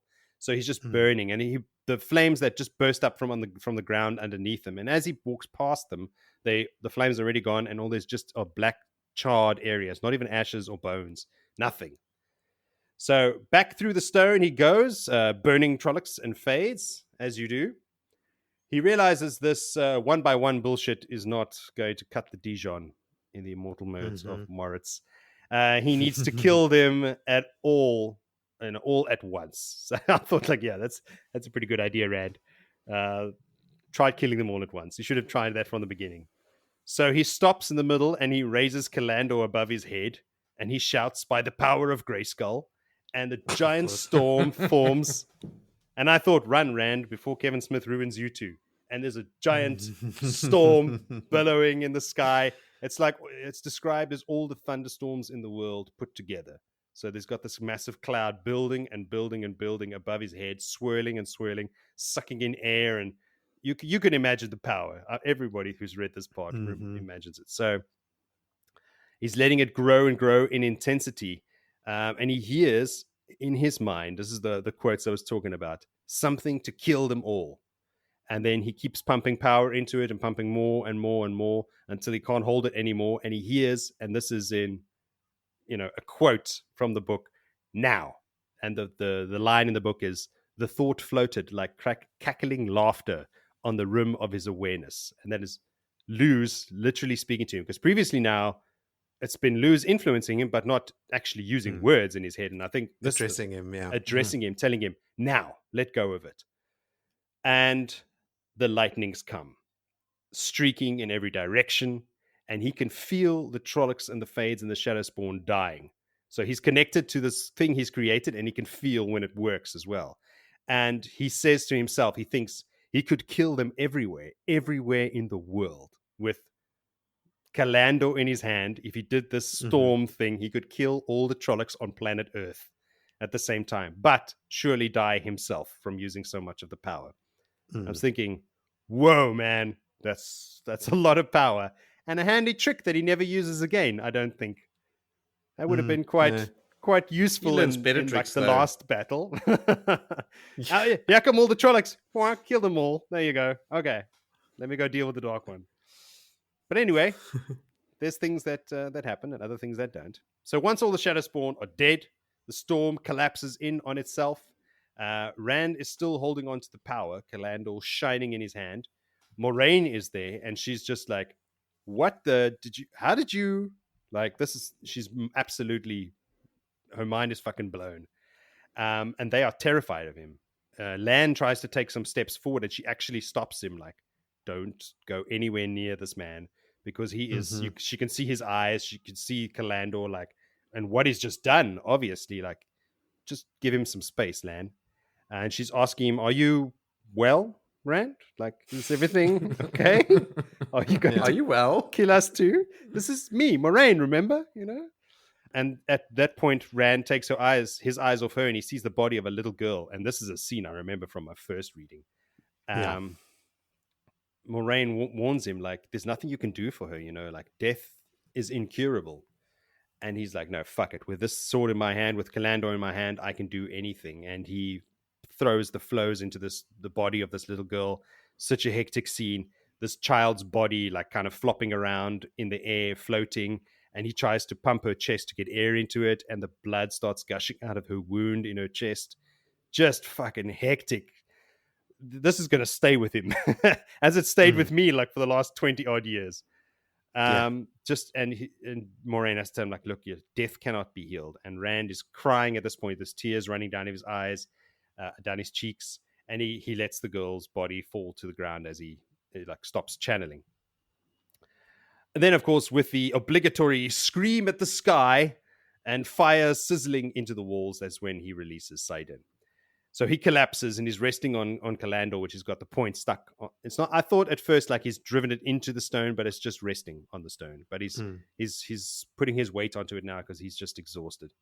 And the first thing he asks about is his friends, which I thought, oh, that's touching. Like, what about my friends? You know, where's Matt? Where's Perrin? Like, is everyone okay? Was he too late?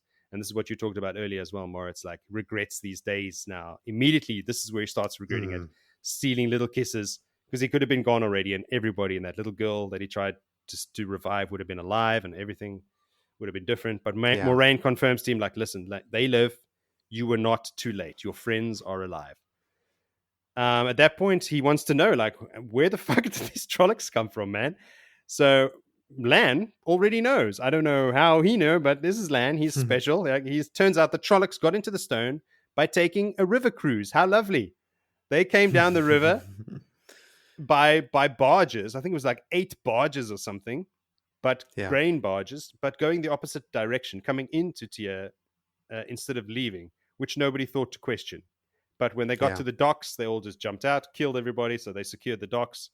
But there was a second group that arrived by coach over land from the estates of one of the Tarian lords. So I'm thinking that those ones that arrived by coach were Lanfear's troops that she brought in for defense because it was closer. And the ones that arrived by barge were Samael's troops. Possibly. All right? Because that would have required more planning and more, you know, you can't just pack 8 barges full of Trollocs and no one's going to notice. So you're going to have to do it with a lot of planning and foresight, and then have to travel down the river, which will take more time than coming from an estate in some carriages. So I'd think that the estate ones were a reactionary force from Lanfear when she realized, oh shit, there's an attack coming. Let me bring my own guys in. I just assumed they all came from the same person. Yeah, I just don't via think different modes of transport. Lanfear needed her own Trollocs there for her to be able to get a Trolloc to do her bidding. She's so adept in compulsion and channeling this type of behavior that she could have easily just said, okay, cool, you just kill that one there. Do it now. Yeah. That was my second note of Mm. the 2 notes I have for the chapter is, did Lanfear use compulsion on a Trolloc that was already there? This is look, everything you say, both of you makes sense. But I think it's pretty common knowledge, as far as I'm concerned, of talking to people online and whatnot, and reading things, that there were 2 different forces in the stone. Yeah, I don't disagree that there were It 2 was different Lanfear's forces in the and stone. I just think Lanfear was the third force that knew about these other 2, because it's Ooh. Samael and Ravin, who's the other one that's now stationed somewhere. Yes, in Camelin. I think it's a deal move from them to try and take Rand out now. They've gotten their little spies telling them that he's chilling out, he's living the king life in Could the be. stone. And Lanfear, as being Lanfear, she's a complete rogue operator. I don't think she's got the blessing of getting Madral and getting all of that, because the minute she says, okay, cool, I need a set of Madral and give me 10 sets of Trollocs, then someone's going to go like, this is a weird requisition. What's your plan? I'm going to pass this past the High Lord right now because it seems a little bit inconsistent with our policies and procedures of this dark empire. So she just uses her power, and her goal is completely different. Now, we've established that. But Yeah, I I mean, don't she even think says it she here. had sent anything in there. That's not her motive. She wants Rand to become what he becomes so that he becomes Lewis. And then she wants to be Lewis's girlfriend. Old Lewis. We've never corrected you, Velvet. I grin every time you call Lewis Theron Lewis. Ah, Lewis. Tomato. Same thing, man. Louise. Listen, for someone that believed Falm was flame for about 15 years, just I'm going with grin Lewis. and bear with it. All right, I like your other plan though, because the one thing that did bother me, I thought that the one group of Trollocs was Lanfear's, and the other one was another Forsaken, which I assumed was Samael. But looking at a map, if it's coming on the river, the next city up there is Arringil, which is there by Camelin on the river. So it could have been, what's his name? Is it Ravin there? Ravin, yeah, could have been him. I'm sure that this has already been established and is canon and written down somewhere on the interwebs. We'll just have to go find it, because this is what I had a conversation with some guy on Twitter about this as well. Like, yeah, it's already established that this other group in the Stone of Tyr was Lanfear's. Right. Like, she had her own force there. But anyway, some Googling will need to be done between this episode and the next one. Go for it, Joe. That's your callback. I will have a look at it. All right. I won't do it unless my life depends on it. Okay, Matt. All right. So anyway, back to the story. Moiraine heals Rand to 90%, not fully, because she tells him, you need to sleep. He's like, sleep? What are you talking about? Can you not see what's just happened? She leaves the weariness. Yes. Like, no, you need to be wary. I was like, I'm not going to sleep. What the fuck, are you crazy? Anyway, so he tells her that tomorrow he will let everybody know what he's going to do. He's stayed too long. It's time to move. I could have told you this 4 days ago. And Moraine's been telling you for 2 weeks, it's time to move, buddy. But that's how that chapter ends. Like, I have a plan, and tomorrow I will tell everyone what that plan is. Like I said, I only got 2 notes for it, and we've already discussed one of them. Yeah. My big thing was just where did the Trollocs come from and why they're eating each other. And it's because they are dogs from a different fight. I mean, Trollocs from the same fist will fight each other. You know, like, they don't even have to be from opposing Forsaken's forces for them to fight amongst themselves. They get a bloodlust and they just kill everything around them. But that's why the Fades have to link with them. The Madral were fighting as well. Oh, there were two Yeah, there were Madrals two fighting fades fighting each other. Yeah. that we saw. So that there is a telltale sign of opposing forces using the same evil mechanism. It's like, hey, didn't see you at the brief. I wonder how Madral recognize each other if they all look exactly the same. Morris, it's just because you're racist. They don't all look the same. It's canon. They look It's the same to you. It's in the Wheel of Time companion that they're all identical. Yeah, they know. It's like, how do identical twins know the other ones? If they're like They got their Trolloc Scroll bands and gangs they belong to. The Cabal and the emblems. The emblems. Yeah, because they got badges on. That's how they tell the difference. Yeah. Okay. Hi, my name is... Hi, my name is Steve. Grognak. I'm a level 3 Madral. Narg. Been in the employ since the birth from my Trolloc mother, who was they have Trolloc half names. hawk and half eagle. Narg is the only Trolloc name we know. Yes. It's the only Trolloc name I know. That doesn't prove anything. It's the only Trolloc that speaks in the entire series. Yeah, indeed. Because he's a wolf Trolloc. So we have one example of a Trolloc name. That's it. So there's a decent chance that there is a Fade out there called Narg as well. There might be, yeah. Narg's dad. Oh, wait, no. Narg's son. Is Narg's son of Narg. Narg's son. Narg's son. Wow. No, look, Paleface Nargson. It's pretty amateur of Rand to bolt out with his flame blade when he's got the power of Kalandor there.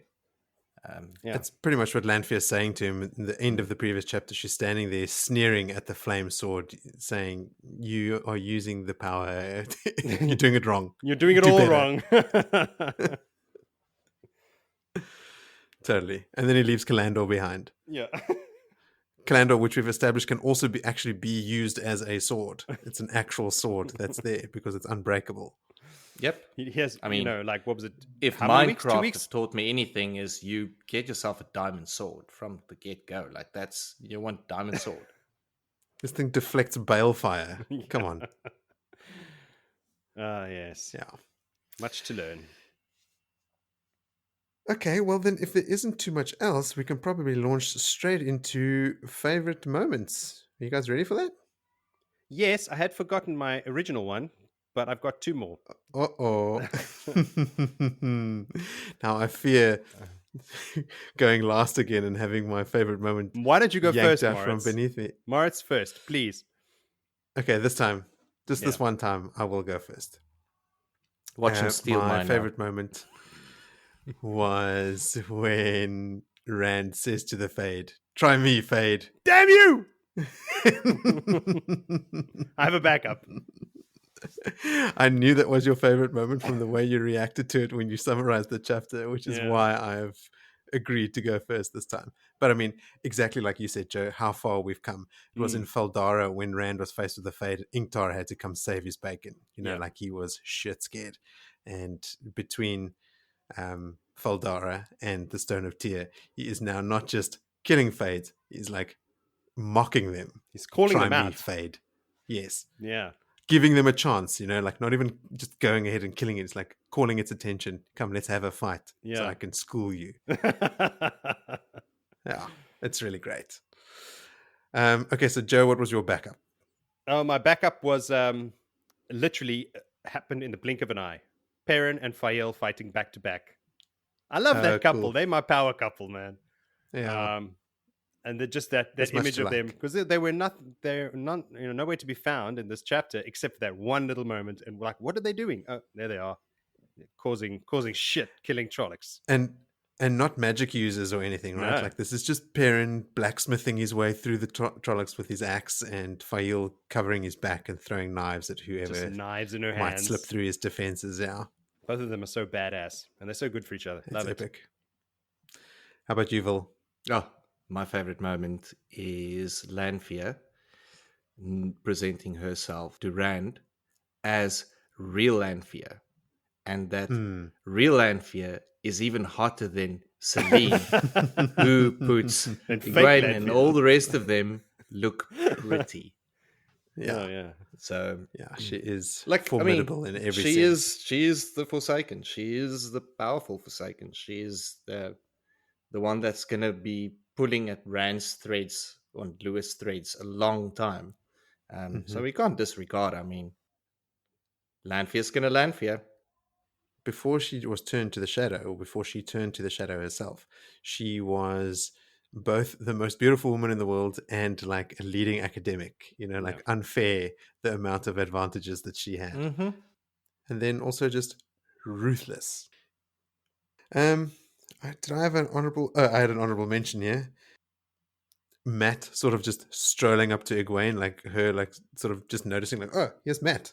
Like he's not calling out to her or like arranging a meeting or anything. Just she happens to be walking and he just falls in beside her, and then their whole little interaction, talking about like being back home and her sort of looking at Matt as like the same old mischievous Matt that he was back home. I enjoyed that. I guess I just like anything with Matt in it. Yeah, speaking of Matt, where the fuck was he during this whole fight? Suppose we'll find out I'm later. sure he'll tell us in the next chapter. I've read the next chapter by mistake, and it's not about Matt. So we'll have to read a few more chapters. Okay. Okay, well, if that's all the favorite moments, I will take this opportunity to remind our listeners that they can send their favorite moments to us using our Twitter handle @BloodandAshPod or any of the social media links in our episode description. But you don't have to limit it to favorite moments. As we always say, send in your theories or corrections or anything you like. I mean, we had a new listener message me from the website this week, a gentleman by the name of Mike Tracy, whose only contribution was "I am Groot." So thanks, Mike. Shot. So to give our listeners an indication of the level of relevance that you need to employ when submitting comments to our podcast, the bar is pretty low. Just let us know what you think, and chances are we'll read it out.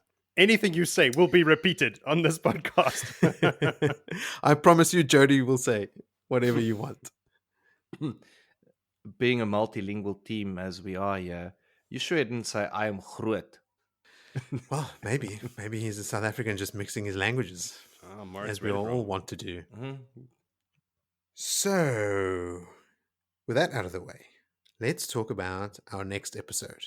And as I alluded to earlier in this episode, we are going to be doing chapter 11 through to the end of chapter 18. That is 8 chapters. Whoa, bonanza. Still about 100 pages. Which is pretty much the same as everything we've done thus far. Chapter 11 is called What Lies Hidden, and chapter 18 is called Into the Ways. Ooh. Oh, yeah. Ooh, spooky. No.